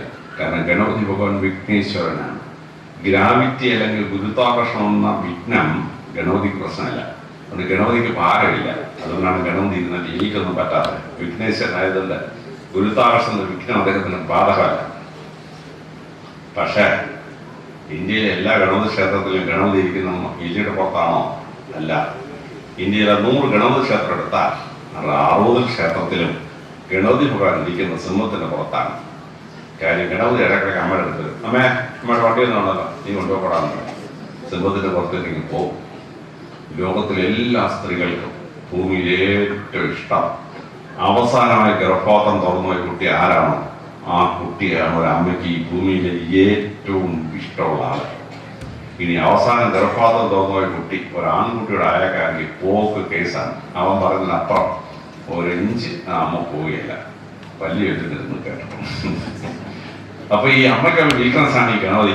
ഗണപതി ഇങ്ങോട്ട് വന്നിട്ട് അമ്മേ അമ്മയുടെ വണ്ടി എടുത്ത് പോവാണ് നീ കൊണ്ടുപോകാന്ന് പറയും. സിംഹത്തിന് പുറത്ത് ഗണപതി ഒരു പോക്കാണ്. 100 ക്ഷേത്രത്തിൽ 60 ക്ഷേത്രത്തിൽ ഗണപതി ഇരിക്കുന്ന സിംഹത്തിന് പുറത്താണ്. ഒരു 30 ക്ഷേത്രത്തിൽ ഗണപതി ഇരിക്കുന്ന മയിലിന്റെ പുറത്താണ്. അമ്മയുടെ വാഹനം കിട്ടിയില്ലെങ്കിൽ ഗണപതി ഇങ്ങോട്ട് വരും. ചേട്ടന്റെ വണ്ടി വന്നാൽ നീ കൊണ്ടുപോകാൻ പറയും. മയിലിനെ കൊണ്ട് അവനൊരു പോക്കങ്ങ് പോകും ഗണപതി. 30 ക്ഷേത്രത്തിൽ ഗണപതി ഭഗവാൻ ഇരിക്കുന്ന മയിലിന്റെ പുറത്താണ്. ഒരു 9 ക്ഷേത്രത്തിൽ ഗണപതി ഭഗവാൻ ഇരിക്കുന്ന എവിടാന്നറിയാമോ? അമ്മയുടെ വാഹനം കിട്ടിയില്ല, ചേട്ടന്റെ വാഹനം കിട്ടിയില്ല. ഗണപതി നേരെ കഴുത്തേ കിടക്കുന്നു, ഭഗവാന്റെ കഴുത്തേ കിടക്കുന്ന ശങ്കരനെ വിളിക്കും. എടാ വാസുകി ഒന്നിറങ്ങി വേടാ നമുക്കൊരു സ്ഥലം വരെ പോണം എന്നാണ്. വാസുകി ഇറങ്ങി വരും. പുറത്ത് കയറി ഗണപതി ഭഗവാന്റെ പോക്കാണ്. ഇന്ത്യയിലെ 100 ക്ഷേത്രം എടുത്താൽ ഗണപതി ക്ഷേത്രം എടുത്താൽ ഒരു ക്ഷേത്രത്തിലെ ഗണപതി എലിയുടെ പുറത്തിരിക്കുന്നു. അപ്പോ ഗണപതി ചൂസ് ചെയ്യും. പണ്ടത്തിനടുത്തിറങ്ങാനും പോവുകയാണെങ്കിൽ അമ്മയുടെ വാഹനം എടുത്തുള്ളൂ. സുഖത്തേക്ക് ഓർമ്മത്തിനും ബാക്കി മുഴുവൻ ജീവനും കൊണ്ട് ഓടും. എന്നാൽ ഫ്ലൈറ്റിൽ പോകണം, വിമാനത്തിൽ പോകണം, അങ്ങനെ ആവശ്യമില്ലാണ്ട് നേരെ വയലിലടയ്ക്കും. ഫ്ലൈറ്റാ പുറത്ത് ഒറ്റ പാർക്കാണ്. തറക്കട പോകുന്ന സമയത്തൊക്കെ വാസുകി വിളിച്ചോണ്ട് പോകും. കാരണം എലിയും കൂടെ പോയാലേ 2 മണിക്കൂർ കഴിഞ്ഞാൽ 1/2 കിലോമീറ്റർ പോലും പോവുകയില്ല. ഗണപതിക്കറിയാം. അതുകൊണ്ട് വാസുകയുടെ പുറത്തേക്ക് പോകാം. അപ്പൊ അമ്മമാർക്ക് ഏറ്റവും ഇഷ്ടം ഇളയ മക്കളോടാണ്. പക്ഷെ അപ്പന്മാർക്ക് ഏറ്റവും ഇഷ്ടം ആരോടാണ്? അപ്പന്മാർക്ക് ഈ ഭൂമിയിൽ ഏറ്റവും ഇഷ്ടം മൂത്ത മോളോടാണ്. മൂത്ത മോൾ ഒരു കാര്യം പറഞ്ഞാൽ ഒരപ്പനും നോ പറയാൻ പറ്റിയില്ല. അമ്മ പറഞ്ഞാൽ അല്ലമ്മ എനിക്ക് എന്നെ കൊണ്ട് വയ്യാന്ന് പറയും. ഭാര്യ പറഞ്ഞാലും നീ ഇങ്ങനെ പറഞ്ഞാൽ ഞാൻ ചെയ്തില്ലെന്ന് പറയും. പക്ഷെ മൂത്ത മോള് അപ്പാ നാളെ ഒരു സിനിമയ്ക്കണം ഒക്കെ മോളെ എന്ന് പറയും. അപ്പോഴേ പോയിരിക്കും. ഒരപ്പനും മൂത്ത മോളെ റെസിസ്റ്റ് ചെയ്യാൻ പറ്റില്ല. ഇത് ഞാൻ പറയുന്നില്ല കേട്ടോ, സിഗ്മണ്ട് ഫ്രോയിഡിന്റെ പ്രസിദ്ധമായ സൈക്കോളജിക്കൽ പേരാണ്. അമ്മമാർക്ക് ഏറ്റവും ഇഷ്ടം ഇളയ കുട്ടിയോട്, അപ്പന്മാർക്ക് ഏറ്റവും ഇഷ്ടം മൂത്ത മോളോടാണ്. അപ്പൊ ഇവിടെ എലിയുടെ പുറത്തിങ്ങനെ ഗണപതി ഇരിക്കുകയല്ലേ. അപ്പൊ ഇടക്കിടയ്ക്ക് ഈ ചേട്ടന്റെ വാഹനം മയിലിൽ കീപ്പോട്ട് നോക്കും. മയിലിന് നല്ല ഇഷ്ടമാണ് എലിയെ തിന്നാൻ. പക്ഷെ അനിയന്റെ വാഹനമായി എലിയെ ചേട്ടന്റെ വാഹനമായ മയിൽ തിന്നുകയില്ല. ശങ്കരന്റെ കഴുത്തിൽ കിടക്കുന്ന വാസുക്ക് ഇടയ്ക്ക് കീപ്പോട്ട് നോക്കും. പാമ്പിന് വലിയ ഇഷ്ടം എലിയെ പിടിച്ച് തിന്നാൻ. ഗണപതിയുടെ വാഹനത്തെ കെട്ടി തിന്നാനുള്ളതാണ്.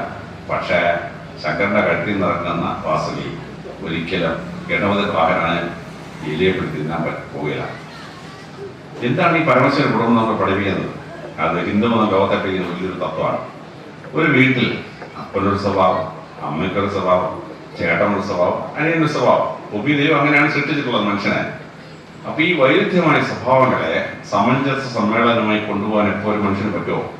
അപ്പോഴാണ് സന്തുഷ്ട കുടുംബം ഉണ്ടാകുന്നത്. അപ്പൊ നിങ്ങളുടെ കുടുംബത്തിൽ സമാനം ഉണ്ടാവണമെങ്കിൽ എങ്ങനെ പരസ്പരം അഡ്ജസ്റ്റ് ചെയ്യണം നമ്മളെ പഠിപ്പിക്കുകയാണ് പരമശിവന്റെ കുടുംബം. അത് ശിവപുരാണം വായിക്കുമ്പോൾ രത്നാചാര്യൻ കഥ പറയും. ഈ ഓരോ കഥയിലും പാർവതി, സുബ്രഹ്മണ്യനും ഗണപതിയും ഒക്കെ മിക്സ് ചെയ്ത് വരികയാണ്. ആ കഥകളുടെ അന്തസത്ത കൃത്യമായി മനസ്സിലാക്കാൻ ശിവപുരാണം കേൾക്കുന്ന ഭക്തന് കഴിഞ്ഞാലേ അതിൻ്റെ അർത്ഥം എന്താണെന്ന് മനസ്സിലാവുള്ളൂ. ഇനി ശിവപുരാണത്തിൽ വളരെ പ്രധാനമാണ് ശിവനും പാർവതിയും തമ്മിലുള്ള ബന്ധം. പരമശിവൻ രൂപം മാറുമ്പോൾ പാർവതി രൂപം മാറും, പരമശിവൻ ആനയാവും പാർവതി ആനയാവും, പരമശിവൻ കുരങ്ങനാവും പാർവതി കുരങ്ങനാവും, പരമശിവൻ ഭൈരവനാവും പാർവതി മുത്താരനാവും. നല്ല രസമാണ്. ശിവപുരാണം വായിക്കുമ്പോൾ ഓരോ പരമശിവൻ ഓരോ അവതാരത്തിലും പാർവതി രൂപം മാറുന്നത് നല്ല രസകരമാണ്. അപ്പോൾ ഈ രൂപം മാറുന്ന കൂട്ടത്തിൽ വളരെ ശ്രദ്ധാർഹമായ രൂപം മാറ്റമാണ് ഗൗരി ആയി രൂപം മാറുന്നത്. തിരുവനന്തപുരത്ത് ഗൗരി ശിവപട്ടം എന്നൊരു ക്ഷേത്രമാണ്. ശിവഗൗരി പട്ടമല്ല, ഗൗരി ശിവപട്ടം. നമ്പർ 1 ഭാര്യയാണ്, പിന്നെ പരമശിവൻ വരുന്നത്. 1000 വർഷങ്ങൾക്ക് മുമ്പ് തമിഴ്നാട്ടിൽ നിന്ന് കൃഷ്ണശില കൊണ്ടുവന്ന് അതിൽ ആ ശില്പി ഒരു ഭാഗത്ത് പരമശിവനെ കൊത്തി, മറ്റേ ഭാഗത്ത് പാർവതിയെ കൊത്തി. ഗൗരീശ്വര ക്ഷേത്രത്തിന്റെ ഫ്രണ്ട് ഗേറ്റിൽ കൂടെ നോക്കിയാൽ പരമശിവനെ മാത്രമേ കാണത്തുള്ളൂ, ഒന്നും കാണത്തില്ല. ഒരു 50 അടി അപ്പുറത്ത് നിന്നിട്ട് വലതുവശത്ത് നോക്കിയാൽ പാർവതിയെ മാത്രമേ കാണത്തുള്ളൂ, പരമശിവനെ കാണില്ല. ഒരേ കല്ലിൽ പരമശിവനെ പാർവതിയെ കൊത്തിയ മഹാനായ പേരറിയാൻ പറ്റാത്ത ശില്പി അയാളുടെ മുമ്പിൽ അപോവാക്കം എന്ന് പറയാൻ പറ്റുള്ളൂ. അപ്പൊ എന്താണ് ഈ ഗൗരീശിവം? നമ്മളൊക്കെ കല്യാണം കഴിച്ചപ്പോൾ, ഞാൻ കല്യാണം കഴിച്ചപ്പോൾ എൻ്റെ ഭാര്യ മിസസ് അലക്സാണ്ടർ ജേക്കബ്, വേറെന്താ ആ അലക്സാണ്ടർ ജേക്കബ് സാറിൻ്റെ ഭാര്യ MA റാങ്ക് വാങ്ങിച്ച് കോളേജ് പ്രൊഫസറാണ്. 11 പേരെ വിളിക്കുന്നത് അലക്സാണ്ടർ ജേക്കബ് സാറിൻ്റെ ഭാര്യ എന്നാണ് കിട്ടുന്നത്. പരമശിവൻ അപ്പോൾ ചെയ്താ? പരമശിവൻ അപ്പോൾ ചെയ്തില്ല. പരമശിവൻ സ്വയം വിളിച്ചു, എന്താണ്, പാർവതി വല്ലഭൻ, പാർവതി കെട്ടിയവൻ വിളിച്ചു. ഗൗരി വല്ലഭൻ, ഗൗരിയെ കെട്ടിയവൻ സ്വയം വിളിക്കാൻ, ഞാൻ ആ സ്ത്രീയുടെ ഭർത്താവാണ്. പരമശിവൻ നമ്മളൊരു കാര്യം പഠിപ്പിക്കുകയാണ്, ഭാര്യമാരെ എങ്ങനെ മിസ്സാക്കലായിരുന്നു, അവളുടെ ഭർത്താവാണെന്ന് അഭിമാനത്തോട് ഭർത്താവ് ഇറങ്ങി പറയണം. അവിടെയാണ് കുടുംബത്തിന്റെ മഹത്വം. ഇനി പാർവതി എങ്ങനെ ഗൗരിയായത്? പാർവതി കറുത്ത നിറമായിരുന്നു. പാർവതിക്ക് ഒന്ന് വെളുത്താക്കൊള്ളാന്നൊരു ആഗ്രഹമുണ്ടായി. വെളുത്താക്കൊള്ള മദാമ്മമാരെ കാണാത്ത കാലത്ത് പാർവതിക്ക് എങ്ങനെ ആഗ്രഹം ഉണ്ടായെന്ന് എനിക്ക് അറിഞ്ഞൂടാ. പക്ഷെ ഭാര്യ ഒന്ന് പറഞ്ഞപ്പം പരമശിവൻ ആലോചിച്ചു, ഭാര്യമാർ ഭയങ്കര സുന്ദരികളാണെങ്കിൽ ഭർത്താക്കന്മാരുടെ കഷ്ടകാലമാണ്, കഷ്ടകാലം. സീതാദേവി സുന്ദരിയായിപ്പോയി. രാമായണ യുദ്ധം ഉൾപ്പെടെ 10 കൊല്ലം മനസ്സിൽ കിടന്നു കഷ്ടപ്പെട്ട യുദ്ധം ചെയ്യേണ്ടി വന്നു. ഹെലൻ ട്രോയ് വലിയ സുന്ദരിയായിരുന്നു. അവസാനം ട്രോയ് യുദ്ധം 10 കൊല്ലം യുദ്ധം നടന്ന് 1000 പേരുടെ കൊലപാതകത്തിൽ കലാശിച്ചു. ഞാൻ പോലീസ് ഉദ്യോഗസ്ഥനായിരുന്നു. പല സ്ഥലത്തും പുരുഷന്മാർ കൊല്ലപ്പെട്ട് കിടക്കുമ്പോൾ ആരാണ് ഈ കൊന്നതെന്നും ഞങ്ങളിങ്ങനെ ആലോചിക്കും. അപ്പോൾ ഭാര്യയുടെ മൊഴി രേഖപ്പെടുത്താൻ വരുമ്പോൾ ഭാര്യ സുന്ദരിയാണെങ്കിൽ അപ്പോഴേ മനസ്സിലാവും ഭർത്താവ് കൊല്ലപ്പെട്ടത് അവളെ സ്വന്തമാക്കാൻ വേണ്ടി ഏതോ കാണിച്ച പണിയാണ്. അപ്പോൾ പലപ്പോഴും ഭാര്യമാർ സുന്ദരികളാണെങ്കിൽ ഭർത്താക്കന്മാരുടെ കഷ്ടകാലമാണ്. അതുകൊണ്ട് പരമശിവന് മനസ്സിലായി ഭയങ്കര സുന്ദരിയാക്കരുത്. എന്നാലും ഭാര്യ ഒരു കാര്യം പറഞ്ഞാൽ ചെയ്തു കൊടുക്കാതിരിക്കാൻ പറ്റുമോ? പരമശിവൻ വിചാരിച്ചു പാർവതിയെ ഗൗരിയാക്കാന്ന് വിചാരിച്ചു. ഗൗരി എന്ന് പറഞ്ഞാൽ ചെമ്പിൻ്റെ നിറമുള്ള കോപ്പർക്കളെ പൂർണ്ണ വെള്ളയാക്കിയില്ല, ഇളം ചുമം നിറത്തിലാക്കാതെ ഇളം ചുവന്ന, അതായത് സ്കാൻഡിനേവിയൻസിനെ പോലെ സ്വീഡിഷ് ഡച്ച് പോലെ ഒളിപ്പിച്ചില്ല കളഞ്ഞില്ല. എന്നാൽ ഇംഗ്ലണ്ടിൽ ഇറ്റലിയിലെ പോലെ ചുമന്നന്മാരുടെ പരിപാടിയാണ്. അങ്ങനെ ഗൗരിയാക്കി. ഇപ്പോഴത്തെ സ്ത്രീകൾ ബ്യൂട്ടീഷ്യൻ്റെ അടുത്ത് പോകും. ബ്യൂട്ടീഷ്യന്മാരുടെ തലത്തെ പപ്പനാണ് പരമശിവൻ. God father. എല്ലാ ബ്യൂട്ടീഷ്യനും ലോകത്താലത്തെ ബ്യൂട്ടീഷ്യനാണ് പരമശിവൻ. പരമശിവൻ സ്വന്തം ഭാര്യക്കിട്ട പ്രയോഗിച്ചത്. ബ്യൂട്ടീഷ്യൻ പരിപാടി സ്വന്തം ഭാര്യക്കിട്ട് പ്രയോഗിച്ചു. അങ്ങനെ ഭാര്യയെ കറുത്ത പാർവതിയെ വെളുത്ത ചെമ്പിൻ്റെ നിറമുള്ള ഗൗരിയാക്കി മാറ്റിക്കാണും. എന്താ പരമശിവൻ നമ്മൾ പഠിപ്പിക്കുന്നത്? ഭാര്യ സുന്ദരിയായിരിക്കണമെന്ന് ഭർത്താക്കന്മാർ സ്വയം ചിന്തിക്കണം. ഭാര്യ ബ്യൂട്ടീഷ്യൻ എടുത്തവർ 1000 രൂപ എൻ്റെ പൈസ ഒന്നുമില്ല പറഞ്ഞത്. ബ്യൂട്ടീഷ്യൻ എടുത്തവന് 1000 രൂപ വെച്ചാൽ ഭർത്താവ് കൊടുത്തിരിക്കണം. കാരണം നിന്റെ ഭാര്യ സുന്ദരിയാണെങ്കിൽ അതിൻ്റെ ക്രെഡിറ്റ് നിനക്ക് തന്നെയാണ്. അതുകൊണ്ട് ഭാര്യ അടുക്കളയിലിട്ട് പുകയും കുടിപ്പിച്ച് കിടക്കേണ്ട സ്ത്രീ അല്ല ഭാര്യ. പരമശിവൻ നമ്മൾ പഠിപ്പിക്കുകയാണ്, ഗൗരിയാക്കി മാറ്റി. ഗൗരി ഭാര്യമാർക്ക് ഭർത്താക്കന്മാർ എന്ത് ചെയ്യണം? പരമശിവൻ നമ്മൾ പഠിപ്പിക്കുകയാണ്. ഈ പരമശിവന് 8 രൂപമാറ്റങ്ങളാണ്. 18 രൂപഭാവങ്ങളുണ്ട്, 8 രൂപമാറ്റമാണ്. ആ ഓരോ രൂപമാറ്റവും ശിവപുരാണം പറയുമ്പോൾ യജ്ഞാചാര്യൻ പറഞ്ഞു തരും. പക്ഷെ അതിലെ ചില സംഭവങ്ങൾ കൃത്യമായിട്ട് മനസ്സിലാക്കണം. തിരുവനന്തപുരത്ത് മാർഗാനസ് കോളേജിന്റെ അടുത്ത് ഒരു ക്ഷേത്രമാണ്. അവിടെ ഒരേ ക്ഷേത്രത്തിൽ പരമശിവന്റെ 2 വിഗ്രഹം വെച്ചിട്ടുണ്ട്. ഞാൻ അമ്പലത്തിൽ പോയി. അതായത് ഹിന്ദുമത ശാസ്ത്രപ്രകാരം ഒരു ക്ഷേത്രത്തിൽ ഒരു മെയിൻ പ്രതിഷ്ഠ, പിന്നെ ഉപപ്രതിഷ്ഠകൾ 6, 7, 9 ഉണ്ടാവാം. പിന്നെ പ്രതിഷ്ഠകൾക്ക് പുറത്ത് കാവില് വേറെ പ്രതിഷ്ഠ ഉണ്ടാവാം. പക്ഷെ ഒരു ക്ഷേത്രത്തിൽ ഒരേ ദേവന് 2 പ്രതിഷ്ഠ വെക്കാൻ പാടില്ല. ഞാൻ പഠിച്ച ഹിന്ദുമതത്തിലെ നിയമമാണ്. അപ്പം ഞാൻ വിചാരിച്ചതൊന്ന് കണ്ടുപിടിച്ചതാണ്. അപ്പോൾ ഞാൻ നേരെ എൻ്റെ എസ് ഐ രാമചന്ദ്രൻ പറഞ്ഞു, രാമചന്ദ്രൻ നേരെ നീ വാ, നമുക്കൊരു സ്ഥലം വരെ പോകണം, ഇതാ സംഭവത്തിൽ യൂണിഫോം വേണ്ട. രാമചന്ദ്രനാഥനോട് നേരെ പോയി ഈ ക്ഷേത്രത്തിൽ. അവിടെ ചെന്നപ്പോൾ കുളിച്ച് കയറി വരുന്ന ഭക്തൻ ആദ്യം കാണുന്നത് ഭയങ്കര ദേഷ്യത്തിൽ ഇപ്പൊ തിന്നുന്നുള്ള പരുവത്തിനൊരു പരമശിവനെ വെച്ചിരിക്കുകയാണ്. ഭയങ്കര രൗദ്രഭാവം, കണ്ടാൽ പേടിച്ചു. പക്ഷേ ഇതിനകത്തിരിക്കുന്ന പരമശിവൻ, ചിരിച്ചുകൊണ്ടിരിക്കുന്ന പരമശിവനാണെന്ന് ഞാൻ കേട്ടു. രാമനാഥൻ പറഞ്ഞു, രാമനാഥൻ അകത്ത് കയറി പൂജാരിയോട് ഞങ്ങളുടെ ഐക്യദേഹത്തിന് ഈ അകത്തിരിക്കുന്ന പരമശിവൻ ഒരു ഫോട്ടോ വേണം, അദ്ദേഹം ക്രിസ്ത്യാനിയായിട്ട് അകത്ത് കയറാൻ പറ്റില്ലല്ലോ. പൂജാരിയോട് ഫോട്ടോ എടുത്തതാണ്. രാമചന്ദ്രൻ ഐഡന്റി കാർഡ് കാണിച്ചപ്പോൾ ഫോട്ടോ എടുത്തതാണ്. രാമചന്ദ്രൻ ഫോട്ടോ എടുത്തു പുറത്തുകൊണ്ടുവന്നപ്പോൾ എന്താണെന്ന് അറിയാമോ? നല്ല ചിരിച്ച് 4 പല്ല് പുറത്തറ്റമൊക്കെ കാണിച്ച് ചിരിച്ചുകൊണ്ടിരിക്കുന്ന പരമശിവൻ. ഞാൻ അപ്പം വിളിച്ചടാ, പുറത്തിരിക്കുന്ന പരമശിവൻ ഭയങ്കര ദേഷ്യക്കാരൻ, അപ്പത്തിരിക്കുന്ന പരമശിവൻ ചിരിച്ചോണ്ടിരിക്കുന്നു. അപ്പോൾ ഞാൻ 1 മണിക്കൂർ വെയിറ്റ് ചെയ്തു. പൂജ എല്ലാം കഴിഞ്ഞ ഒരു 72 വയസ്സുള്ള പൂജാരി പുറത്തേക്ക് വരികയാണ്. അപ്പോൾ രാമചന്ദ്രൻ വിളിച്ചെന്ന് പറഞ്ഞു, ഐക്യദേഹത്തിന് അങ്ങോട്ടൊരു കാര്യം ചോദിക്കാമെന്ന്. അപ്പോൾ ഞാൻ പറയും കാറിൽ നിന്ന് ഓടി അവിടെ ചെന്നു. എന്താ സാറേ? ഞാൻ പറഞ്ഞു, ഞാൻ പഠിച്ച ശാസ്ത്രപ്രകാരം ഒരു ക്ഷേത്രത്തിൽ ഒരു ദേവൻ ഒരു വിഗ്രഹം പാടുന്നു. ഇതെന്താ 2 വിഗ്രഹം? അതേപോലെ അത് തത്വമാണ്. ക്ഷേത്രത്തിൽ വരുന്നവൻ കോടീശ്വരനോ പരമസന്തോഷമോ അവൻ ക്ഷേത്രത്തിൽ വരത്തില്ല. വീട്ടിലെന്തെങ്കിലും പ്രശ്നമുണ്ട്, ദുഃഖങ്ങളുണ്ട്, ഇങ്ങനെയൊക്കെ ഉള്ളവരാണ് ഈശ്വരനെ ആശ്രയിച്ച് വരുന്നത്. അപ്പൊ അവൻ ക്ഷേത്രത്തിലെ കുളത്തിലിറങ്ങി കുളിച്ച് കയറി വരുമ്പോൾ ഭയങ്കര രൗദ്രഭാവത്തിലിരിക്കുകയാണ്. ആ രൗദ്രഭാവത്തിലിരിക്കുന്ന പരമശിവനെ തൊഴുമ്പോൾ തന്നെ അവന്റെ മനസ്സിലുള്ള ദേഷ്യവും ദുഃഖവും ഫ്ലഷ് ചെയ്ത് പുറത്തു പോകും. നമുക്കെപ്പോഴും ദുഃഖപരവ്യവസ്ഥയെ ട്രാജഡി കാണാനാണ് ആഗ്രഹം, കോമഡി കാണാനല്ല. എന്തുകൊണ്ടാണ് മനുഷ്യൻ ട്രാജഡി ഇഷ്ടപ്പെടുന്നത്? അത് അരിസ്റ്റോട്ടിൽ അദ്ദേഹത്തിന്റെ പ്രസിദ്ധമായ പോയറ്റിക്സ് എന്ന പുസ്തകത്തിൽ പറയുന്നുണ്ട്. ഹാമാഷ്യ അല്ലെങ്കിൽ തിരിയാണ്. അപ്പം നമ്മളൊരു ദേഷ്യമുള്ള ഒരു കഥാപാത്രത്തെ കാണുമ്പോൾ നമ്മുടെ ദേഷ്യം ആ കഥാപാത്രവുമായിട്ട് രചിക്കും. അങ്ങനെ നമ്മുടെ ഉള്ളിലെ കോപവും നമ്മുടെ ഉള്ളിലെ സങ്കടമൊക്കെ പുറത്തു പോകും. ഇതിനാണ് കത്താസിസ് എന്ന് പറയുന്നത്. കത്താസിസ്, ഫ്ലഷിങ് ഔട്ട്. ഷേക്സ്പിയറിന്റെ പ്രസിദ്ധമായ നാടകങ്ങളിൽ ട്രാജഡി നമുക്ക് വലിയ ഇഷ്ടമാണ്. ഹാംലെറ്റ് ആയാലുള്ള, ഒതല്ലോ ആയാലുള്ള, കിങ് ലിയർ ആണെന്നുള്ള. പക്ഷേ ഷേക്സ്പിയർ എത്ര കോമഡി എഴുതി പേര് പോലും താങ്കൾക്ക് അറിയത്തില്ല. അപ്പോൾ ആ ദുഃഖ കഥാപാത്രമായിട്ട് അല്ലെങ്കിൽ കോപവുമായിട്ട് നമ്മളങ്ങ് മെർജ് ചെയ്ത് കഴിയുമ്പോൾ നമ്മുടെ ഉള്ളിൽ നിന്ന് ആ ദുഃഖവും സങ്കടമൊക്കെ അങ്ങ് പുറത്തു പോകും. അതാണ് ഈ ട്രാജഡീസ് ഉണ്ടാകുന്ന ഗുണം. അപ്പോൾ ഞാൻ സിനിമ കാണാൻ പോയില്ല. പക്ഷെ 11 കൊല്ലം കഴിഞ്ഞ ഒരു ദിവസം മൂത്ത മോള് പപ്പ നാളെ സിനിമയ്ക്ക് വന്നേ പറ്റൂ. മൂത്ത മോളെ നോ പറയാൻ പറ്റില്ല, നമ്മൾ വരാമെന്ന്. ഞാൻ തിരുവനന്തപുരത്ത് ഏറ്റവും വില കൂടിയ ആ തിയേറ്റർ വിളിച്ചിട്ട് 300 രൂപ 5 ടിക്കറ്റ് പുറത്ത് ഏറ്റവും ബാക്കിയുടെ ഏറ്റവും ബാക്കി ബ്ലോക്ക് ചെയ്ത് എല്ലാവരുടെയും കൂടെ സിനിമയ്ക്ക് പോയി. ഭാര്യയും മക്കളെല്ലാം കൂടെ. ഞാനിരുന്ന് ഓഫീസിലെ കാര്യങ്ങളും നാളെ ചെയ്യേണ്ട കാര്യമൊക്കെ ആലോചിച്ചിരിക്കുക. കുറച്ച് കഴിഞ്ഞ് നോക്കുമ്പോൾ ഭാര്യ ഇരുന്ന കാര്യങ്ങൾ മോളിൽ കാര്യം എനിക്ക് വല്ല ആവശ്യമുണ്ട്. അപ്പോൾ 300 രൂപ ടിക്കറ്റ് കൊടുത്തിട്ട് ഇവിടെ വന്നത് കാരണം വീട്ടിലങ്ങനെ കരഞ്ഞാൽ പറയാമെന്ന് വെച്ചു. കാരണം ഈ ഭാര്യയും മക്കളും ആ സിനിമയിലെ കഥാപാത്രങ്ങൾ താതാത്മ്യം പ്രാപിച്ച് ആ ദുഃഖത്തിൽ പങ്കെടുക്കാൻ. അപ്പൊ അങ്ങനെ നമ്മുടെ ദേഷ്യവും സങ്കടമൊക്കെ ഫ്ലഷ് ചെയ്ത് പോയി കഴിഞ്ഞാൽ മനുഷ്യന്റെ മനസ്സ് ശാന്തമാവും. ഇനി അകത്ത് കയറി ചെന്ന് കഴിഞ്ഞാൽ പരമശിവൻ ഇങ്ങനെ പുഞ്ചിരിച്ച് 4 പല്ലും കാണിച്ചിരിക്കാം. നമ്മളെ നോക്കി ആരെങ്കിലും ചിരിച്ചാൽ നമ്മളെന്ത് ചെയ്യും? നമ്മൾ ചിരിക്കും. പരമശിവനെ തൊഴുത് കഴിയുമ്പോൾ എല്ലാവരും ചിരിക്കും. ചിരിച്ചു കഴിഞ്ഞിട്ട് ഈ ഗേറ്റ് കൂടെ പുറത്ത് കൊടുത്തില്ല, അപ്പുറത്തൊരു ഗേറ്റാണ്, ആദ്യം കൂടെ ഇറങ്ങിയിട്ട് കാറെ കയറി പോക്കണം.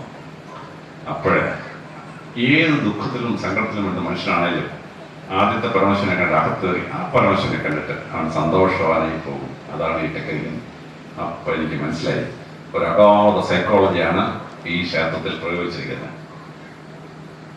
ആ പ്രയോഗം വേദങ്ങളിലെ പരമശിവന്റെ രൂപഭാവങ്ങൾ ശ്രദ്ധിച്ചാണ്. പരമശിവൻ ഹാസ്യ കലാകാരനാവുന്ന സമയം ശ്രദ്ധിച്ചാണ്. പരമശിവൻ കോപാക്രാന്തനാവുന്ന ആ സമയം ശ്രദ്ധിച്ചാണ്. ഭൈരവനായി മാറുമ്പോൾ എന്താ സംഭവം ശ്രദ്ധിച്ചാൽ ഇത് ശ്രദ്ധാർത്ഥമായിട്ടാണ് ശിവപുരാണത്തിൽ അത് രേഖപ്പെടുത്തിയിരിക്കുന്നത്. Flushing out. ഞങ്ങളുടെ പോലീസ് സയൻസിൽ പറയും never carry your office to your home, never carry your office to your home to your office. ഇത് നമ്മൾ ഓരോരുത്തരും മനസ്സിലാക്കുന്ന ഒരു പാടാണ്. നമുക്ക് പുറത്തിറങ്ങി വലിയ പ്രശ്നം ഉണ്ടാവും. പണ്ട് അങ്ങാടി തോറ്റ അമ്മയോടെന്ന് പറയും. ഇപ്പൊ പലരും അങ്ങാടി തോറ്റ ഭാര്യയുടെ തീർക്കാൻ പോകും. അവസാനം ഡൈവോഴ്സും കേസും ബഹളവും നാശം, ചിലപ്പോൾ സൂചിച്ചാൽ ഉണ്ടാവും. പ്രശ്നം നമ്മൾ പോയി ജയിലിൽ കിടക്കേണ്ടി വരും. അപ്പോൾ പരമശിവന്റെ ശിവപുരാണം വായിക്കുമ്പോൾ ഈ ഡിഫറൻസ് വളരെ കൃത്യമായി മനസ്സിലാക്കും. ഇനി ഭാഗവതങ്ങൾ എഴുതിയപ്പോൾ വേദവ്യാസൻ ഒരു പ്രത്യേകത കാണിച്ചിട്ടുണ്ട്. ശ്രീമദ് ഭാഗവതത്തിൽ ശ്രീമദ് ഭഗവത്ഗീത ഭാഗമല്ല, വിഷ്ണു ഭഗവാന്റെ ഭഗവത്ഗീത മഹാഭാരതത്തിലെ ഭീഷ്മപർവത്തിലെ 25 മുതൽ 47 വരെയുള്ള ചാപ്റ്റേഴ്സിലാണ്. പക്ഷെ ശ്രീമദ് ഭാഗവതത്തിൽ ഉൾപ്പെടുത്താത്ത ശ്രീമദ് ഭഗവത്ഗീത പോലെ അല്ല മറ്റു 2 പുരാണവും വേദവ്യാസൻ രചിച്ചത്. ദേവി ഭാഗവതം എഴുതിയപ്പോ 7-ാം അധ്യായത്തിൽ ദേവി ഗീത, ഭഗവാന്റെ ഗീതയായതുകൊണ്ടാണ് ഭഗവത്ഗീത എന്ന് പറയുന്നത്. അത് ഭാഗവതത്തിൽ ഉൾപ്പെടുത്തിയില്ല, പക്ഷെ മഹാഭാരതത്തിൽ ഉൾപ്പെടുത്തി. പക്ഷെ ദേവി ഭാഗവതം എഴുതിയപ്പോ ദേവി ഗീത, ദേവിയുടെ ഭഗവത്ഗീത 7-ാം അധ്യായത്തിൽ ചേർത്തു. അപ്പോൾ ദേവി ഭാഗവതം വായിക്കുന്ന 7-ാം അധ്യായം വായിക്കുമ്പോൾ വിഷ്ണു ഭഗവാൻ ഭഗവത്ഗീത പറയുന്ന പോലെ ദേവി നമ്മളോട് എന്താണ് പറഞ്ഞ് മനസ്സിലാക്കുന്നതെന്ന് ദേവിഗീത വായിച്ചാൽ മനസ്സിലാവും. ശിവപുരാണം എഴുതിയപ്പോൾ വേദവ്യാസൻ ശിവഗീത, പരമശിവൻ നമ്മളോട് ഉപദേശിക്കുന്ന ഗീത ശിവപുരാണത്തിന്റെ ഭാഗമാക്കി. യജ്ഞാചാര്യ പറഞ്ഞു തരാം ശിവഗീത. അപ്പൊ വിഷ്ണു ഭഗവാൻ ഭഗവത്ഗീത നമ്മളോട് പറയുന്ന പോലെ ദേവി ഭാഗവതത്തിൽ പറയുന്ന ദേവിഗീതയെ പോലെ പരമശിവൻ നമ്മളോട് എന്താണ് പറയുന്നത് അത് ശിവപുരാണത്തിൽ എഴുതി വെച്ചിരിക്കുകയാണ്. അപ്പോൾ ശിവപുരാണത്തിലെ ശിവഗീത വായിക്കുമ്പോൾ വളരെ കൃത്യമായി പരമശിവൻ നമുക്ക് തരുന്ന മെസ്സേജ് എന്താണ് എന്ന് വളരെ കൃത്യമായി നമുക്ക് മനസ്സിലാക്കാൻ പറ്റും. വളരെ കൃത്യമായി ആ ശിവഗീത പറയുന്ന ദിവസം നിങ്ങൾ ശ്രദ്ധാപൂർവ്വം കേട്ടതിൻ്റെ അർത്ഥം മനസ്സിലാക്കണം. പരമശിവൻ പറയുന്ന ഭഗവത്ഗീത എന്താണ് എന്ന് കൃത്യമായിട്ട് മനസ്സിലാക്കും. ശിവപുരാണം വായിക്കുമ്പോൾ വളരെ പ്രത്യേകതയോടുകൂടി നമ്മൾ മറ്റ് ചില സംഭവങ്ങൾ മനസ്സിലാക്കിയിരിക്കണം. അതിലേറ്റവും പ്രധാനമാണ് പരമശിവൻ നടരാജനാവുന്ന ഭാവം. നടരാജൻ പരമശിവന്റെ കഴുത്തിൽ കിടന്നുകൊണ്ട് ശങ്കരാഭരണം രാഗം പാടി നമ്മളെ സന്തോഷിപ്പിക്കുകയാണ്. പരമശിവന്റെ സ്ഥാനത്ത് ഇരുന്നുകൊണ്ട് പാർവതി ദേവി പാടുകയാണ്. ആ പാട്ട് കേട്ടിട്ടുണ്ടാകുന്ന സംഭവങ്ങൾ ശിവപുരാണത്തിൽ ഏർപ്പെടുത്തിയിട്ടുണ്ട്. ഇനി ഭഗവാൻ കൃഷ്ണൻ, ഭഗവാൻ പരമശിവൻ ഈ ദേഷ്യത്തെ എങ്ങനെ ഡാൻസ് ആക്കി മാറ്റുകയാണ്. ഡാൻസ് ലോകത്തിന് ഇന്ത്യ കൊടുത്ത മഹത്തായ ചില കലാരൂപങ്ങളുണ്ട്. ഒന്ന് ഭരതനാട്യമാണ്. ഭാരതത്തിൻ്റെ കഥ വളരെ ഭംഗിയായിട്ടാണ് ഭരതനാട്യത്തിൽ പറയുന്നത്. ഇനി കേരള ലോകത്തിന് കൊടുത്ത ഒരു വലിയൊരു അത്ഭുതമാണ് മോഹിനിയാട്ടം. പരമശിവൻ വിഷ്ണു ഭഗവാനുമായി ചേർന്ന് അയ്യപ്പനുണ്ടായി എന്ന് മലയാളി വിശ്വസിക്കുന്നു. പുരാണത്തിലൊന്നും അയ്യപ്പന്റെ കഥയില്ല, അയ്യപ്പന്റെ വാക്കേ പുരാണങ്ങളിലില്ല.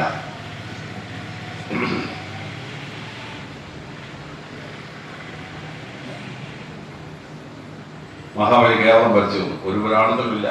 മലയാളി ഇങ്ങനെയുള്ള കഥ വന്നുണ്ടാക്കുക കൂടുതലാണ്.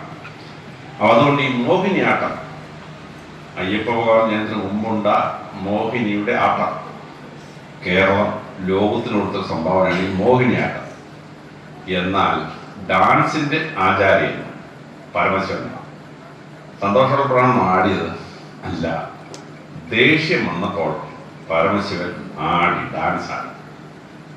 നമ്മുടെ കൂട്ടത്തിൽ പലരും ഡാൻസ് ചെയ്യുന്നപ്പോഴാണ് കള്ളടിച്ചു കഴിയുമ്പോൾ ഡാൻസ് ചെയ്യും, ആദ്യം ഡാൻസ് കൊണ്ടു. പക്ഷെ പരമശിവന് ദേഷ്യം വന്നപ്പോൾ ഒരു ഡാൻസാണ്. ആ ഡാൻസ് 2 കൈയും 2 കാലും ഓരോ കൈയുടെയോ കാലിൻ്റെയോ 1 ഡിഗ്രി വെച്ച് മാറിക്കൊണ്ടിരിക്കുമ്പോൾ 64,000 ഫോംസ് ആണ് നടരാജ വിഗ്രഹങ്ങൾ. നടരാജനല്ല ഒന്നല്ല. ഡാൻസിനകത്ത് 1 കൈ ഒരിഞ്ഞ് താന്നാൽ അടുത്തൊന്ന് താന്നാൽ അടുത്ത ഫോം മാറുകയാണ്. വലത്തെ കൈ ഒരിഞ്ഞ് താന്നാൽ ഫോം മാറുകയാണ്. കാലൊരിഞ്ഞ് പൊങ്ങുമ്പോൾ മാറുകയാണ്.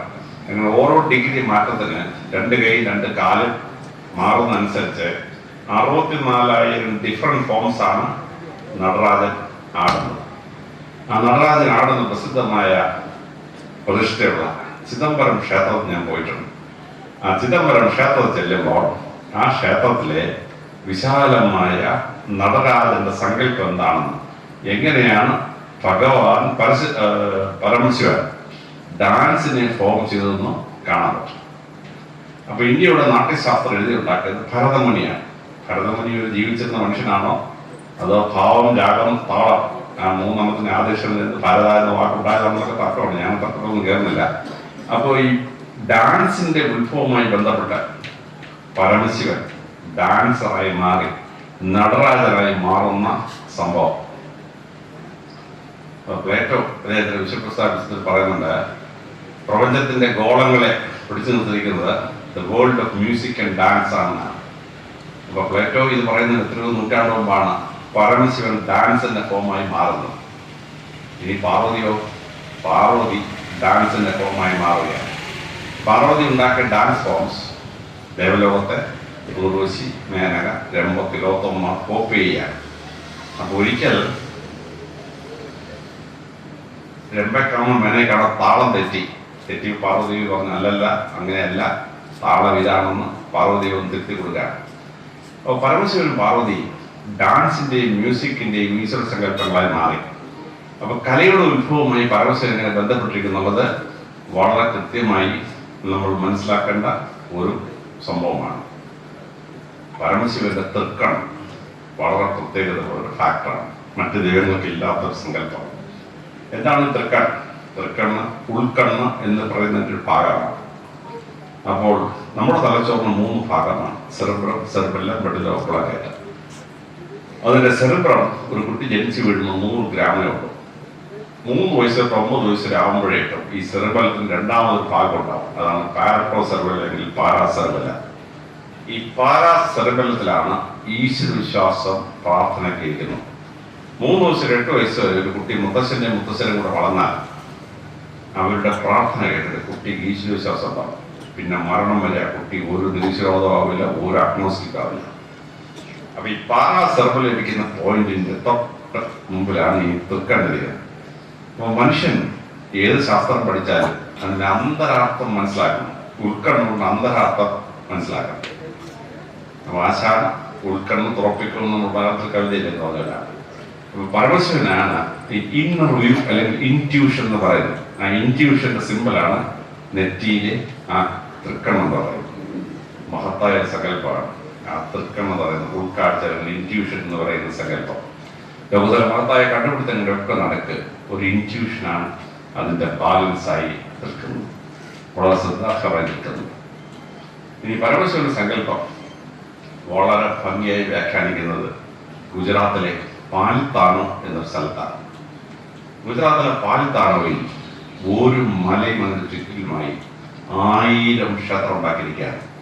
ഒരു രാജകുടുംബത്തിലെ ഒരു ആൺകുട്ടി ജനിച്ചാൽ ഒരു പുരുഷ ദൈവത്തിനൊരു ക്ഷേത്രമണി, ശിവനോ വിഷ്ണുവോ സുബ്രഹ്മണ്യനോ ഏതൊരു ക്ഷേത്രമണി. ആ രാജകുടുംബത്തിൽ ഒരു പെൺകുട്ടി ജനിച്ചാൽ ആ പെൺകുട്ടിക്ക് വേണ്ടി ഒരു ഭഗവതിയുടെ ക്ഷേത്രം പറയും. അവിടെ കാളിദേവിയോ പാർവതിയോ ആരെങ്കിലും ഒരാളാക്കി. അപ്പം ഞാൻ ഇത് കാണാൻ പോയി. രാവിലെ തൊട്ട് വൈകിട്ട് വരെ നടന്നത് ഒരു 28 ക്ഷേത്രം കാണും. ഞാൻ ആ ഡിവൈസിനോട് ചോദിച്ചടേ ഇത് മുഴുവൻ കാണാൻ എന്ത് സമയം?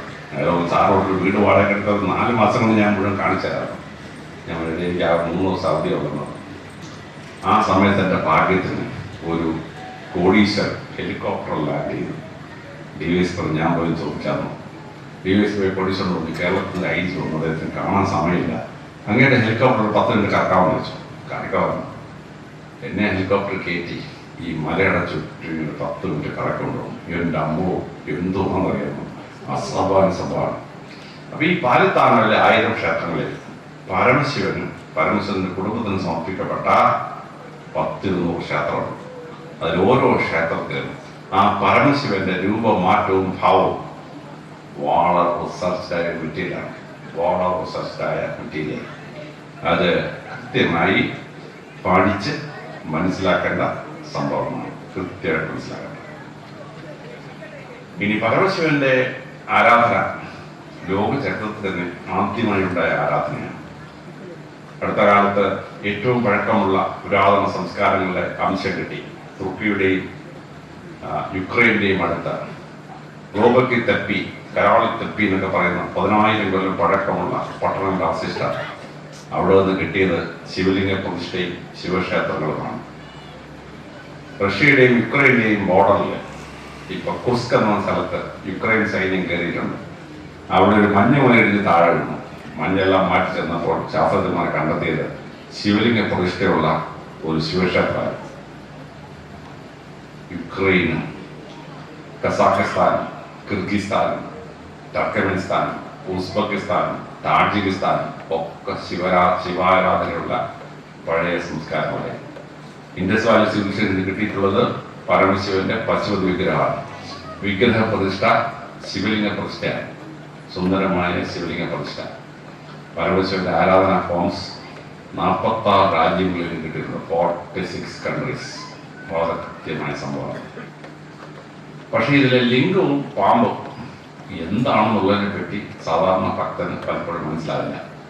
പാമ്പെന്ന് പറഞ്ഞാൽ അവിടെ സർപ്പം എന്ന് പറഞ്ഞാൽ, അല്ലെങ്കിൽ ഇത് പറഞ്ഞാൽ പാമ്പാണ് ധരിച്ചു വെച്ചിരിക്കുകയാണ്. ലിംഗം എന്ന് പറഞ്ഞാൽ പുരുഷന്റെ ലൈംഗികവയവം കാണിച്ചു വെച്ചിരിക്കുകയാണ്. ലിംഗം എന്ന് പറഞ്ഞാൽ പുരുഷൻ ലൈംഗികമല്ല, യൂണിയൻ. ലിംഗം എന്ന് പറഞ്ഞാൽ യൂണിയൻ. ദൈവവും മനുഷ്യനുമായിട്ടുള്ള ഐക്യത്തിന്റെ സിമ്പളാണ് ലിംഗാരാധന. സർപ്പം എന്ന് പറഞ്ഞാലോ, സർപ്പം എന്ന് പറഞ്ഞാൽ ഈ തറയിലഴിഞ്ഞു വന്ന പാമ്പല്ല, അത് ജീവന്റെ അംശത്തിന്റെ കഥ പറയുന്ന ഫാക്ടറാണ്. നിങ്ങൾ ഞാൻ ജനിക്കാൻ കാരണഭൂതമായി നമ്മുടെ അച്ഛനമ്മയെ ലൈംഗികം ചെയ്യുമ്പോൾ അച്ഛൻ്റെ ശരീരത്തിൽ നിന്ന് ഒരു സ്പേം പുറത്ത് വരും, ഒരു ബീജം. ആ ബീജത്തിൻ്റെ ഷേപ്പ് പാമ്പിൻ്റെ ഷേപ്പാണ്. ബീജത്തിൻ്റെ ന്യൂക്ലിയസ് ഉണ്ട്, പാമ്പിൻ്റെ തല ഒരു ഉടലുണ്ട്. അത് പാമ്പ് എഴയുന്ന പോലെ എഴഞ്ഞ് ചെന്നിട്ടാണ് അമ്മയുടെ ഗർഭപാത്രത്തിൽ അണ്ടവുമായി ജയിച്ച് നിങ്ങൾ ഞാനുണ്ടാകുന്നത്. നമ്മൾ അമ്മയുടെ ഗർഭപാത്രത്തിൽ ഉരുവായി കഴിഞ്ഞാൽ 90 ദിവസം നമ്മൾ കിടക്കുന്നത് മൂക്കമാമൻ്റെ കൂട്ടാണ്. പിന്നാണ് ഈ കൈയും കാലൊക്കെ ഉണ്ടാക്കി മനുഷ്യ ശരീരത്തിൽ വന്നെന്ന് വായിക്കുന്നത്. നമ്മുടെ ജീവന്റെ രഹസ്യം വാട്സൺ ക്രിക്ക് 1953 DNA മോളിക്കൂൾ രഹസ്യം കണ്ടെത്തി. അഡിനൈൻ, തൈമിൻ, ഗ്വാനിൻ, സൈറ്റോസിൻ 4 ചേർന്നിട്ട് DNA മോളിക്കൂളാണ്. ഈ DNA മോളിക്കൂൾ ഷേപ്പ് എന്ന് അറിയാമോ? 2 പാമ്പുകൾ എണ്ണ ചെയ്യുന്ന ഷേപ്പിലാണ് DNA മോളിക്കൂൾ നിൽക്കുന്നത്.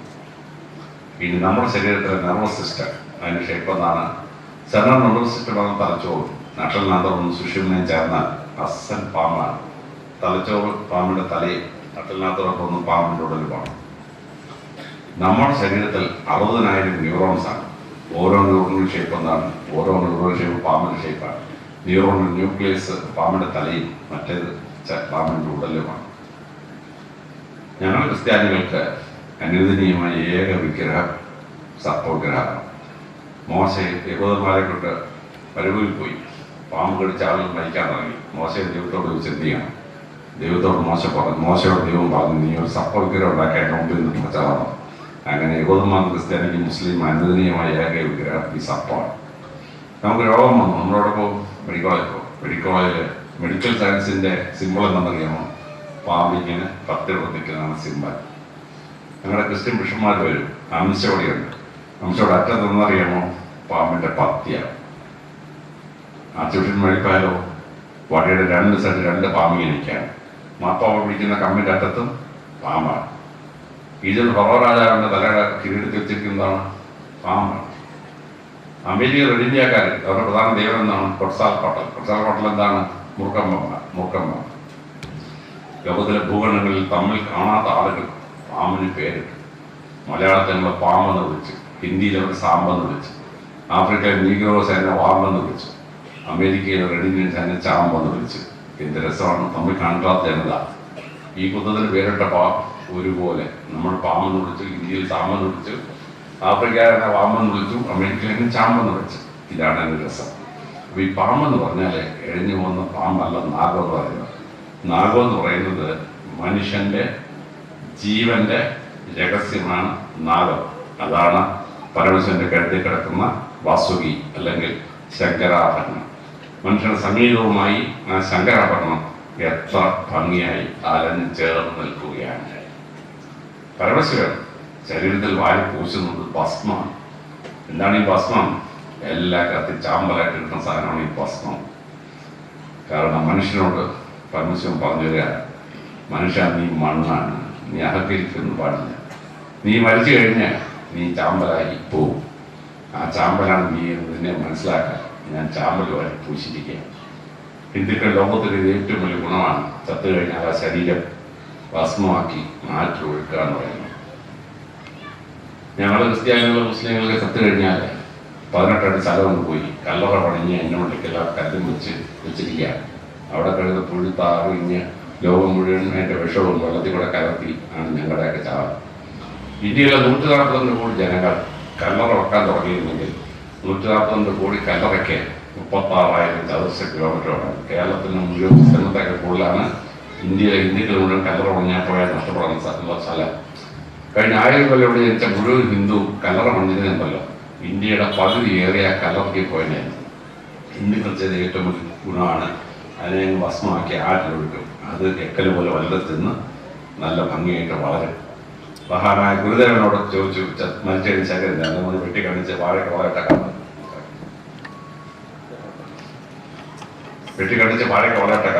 ഗുരുദേവൻ മരിച്ച നമ്മൾ സമ്മതിയായിട്ട് നമ്മൾ ചെയ്തില്ല. ഇങ്ങനെ ഗുരുദേവന്റെ അഭിപ്രായം തന്നെ ശരീരം എന്ന് പറഞ്ഞാൽ വേസ്റ്റ് പ്രോഡക്റ്റാണ്.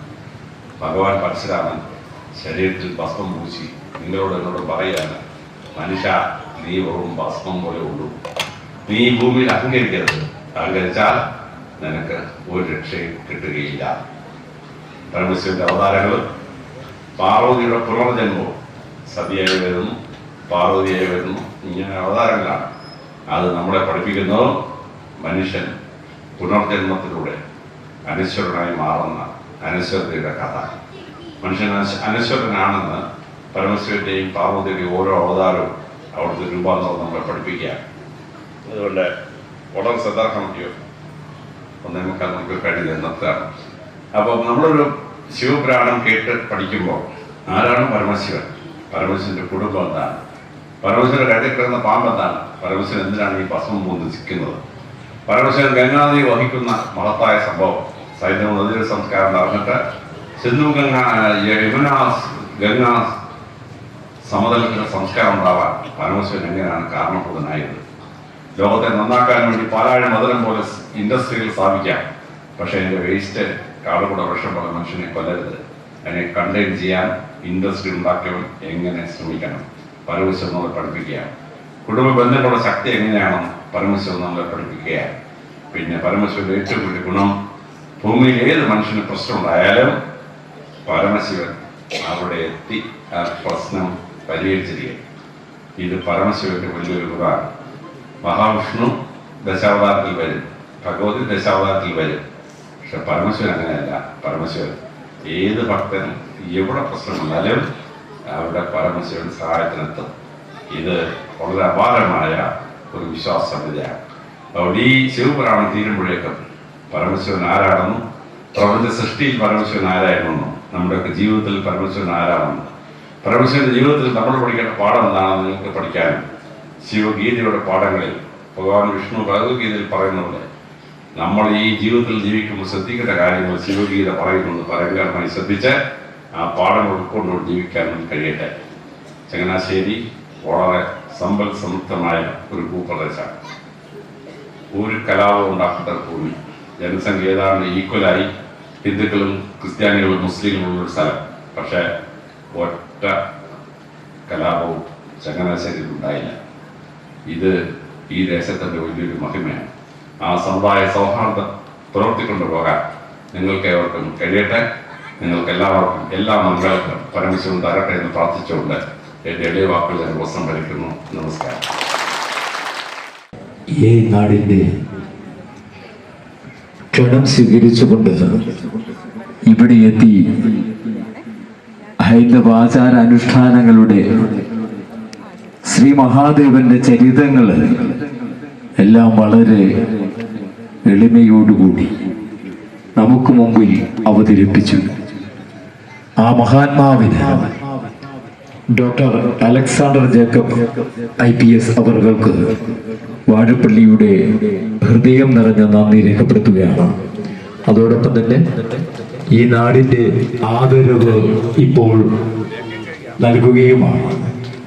അത് പൊന്നാട അണിയിച്ചുകൊണ്ട് വാഴപ്പള്ളി ദേവലോകം ശ്രീ കൈലാസനാഥ ക്ഷേത്ര ഭരണസമിതിയുടെ പ്രസിഡന്റ് ശ്രീ മനോജ് കുമാർ കുറിയടം നിർവഹിക്കുന്നു. ഒപ്പം ഖജാൻജി, സെക്രട്ടറി എന്നിവരും വേദിയിൽ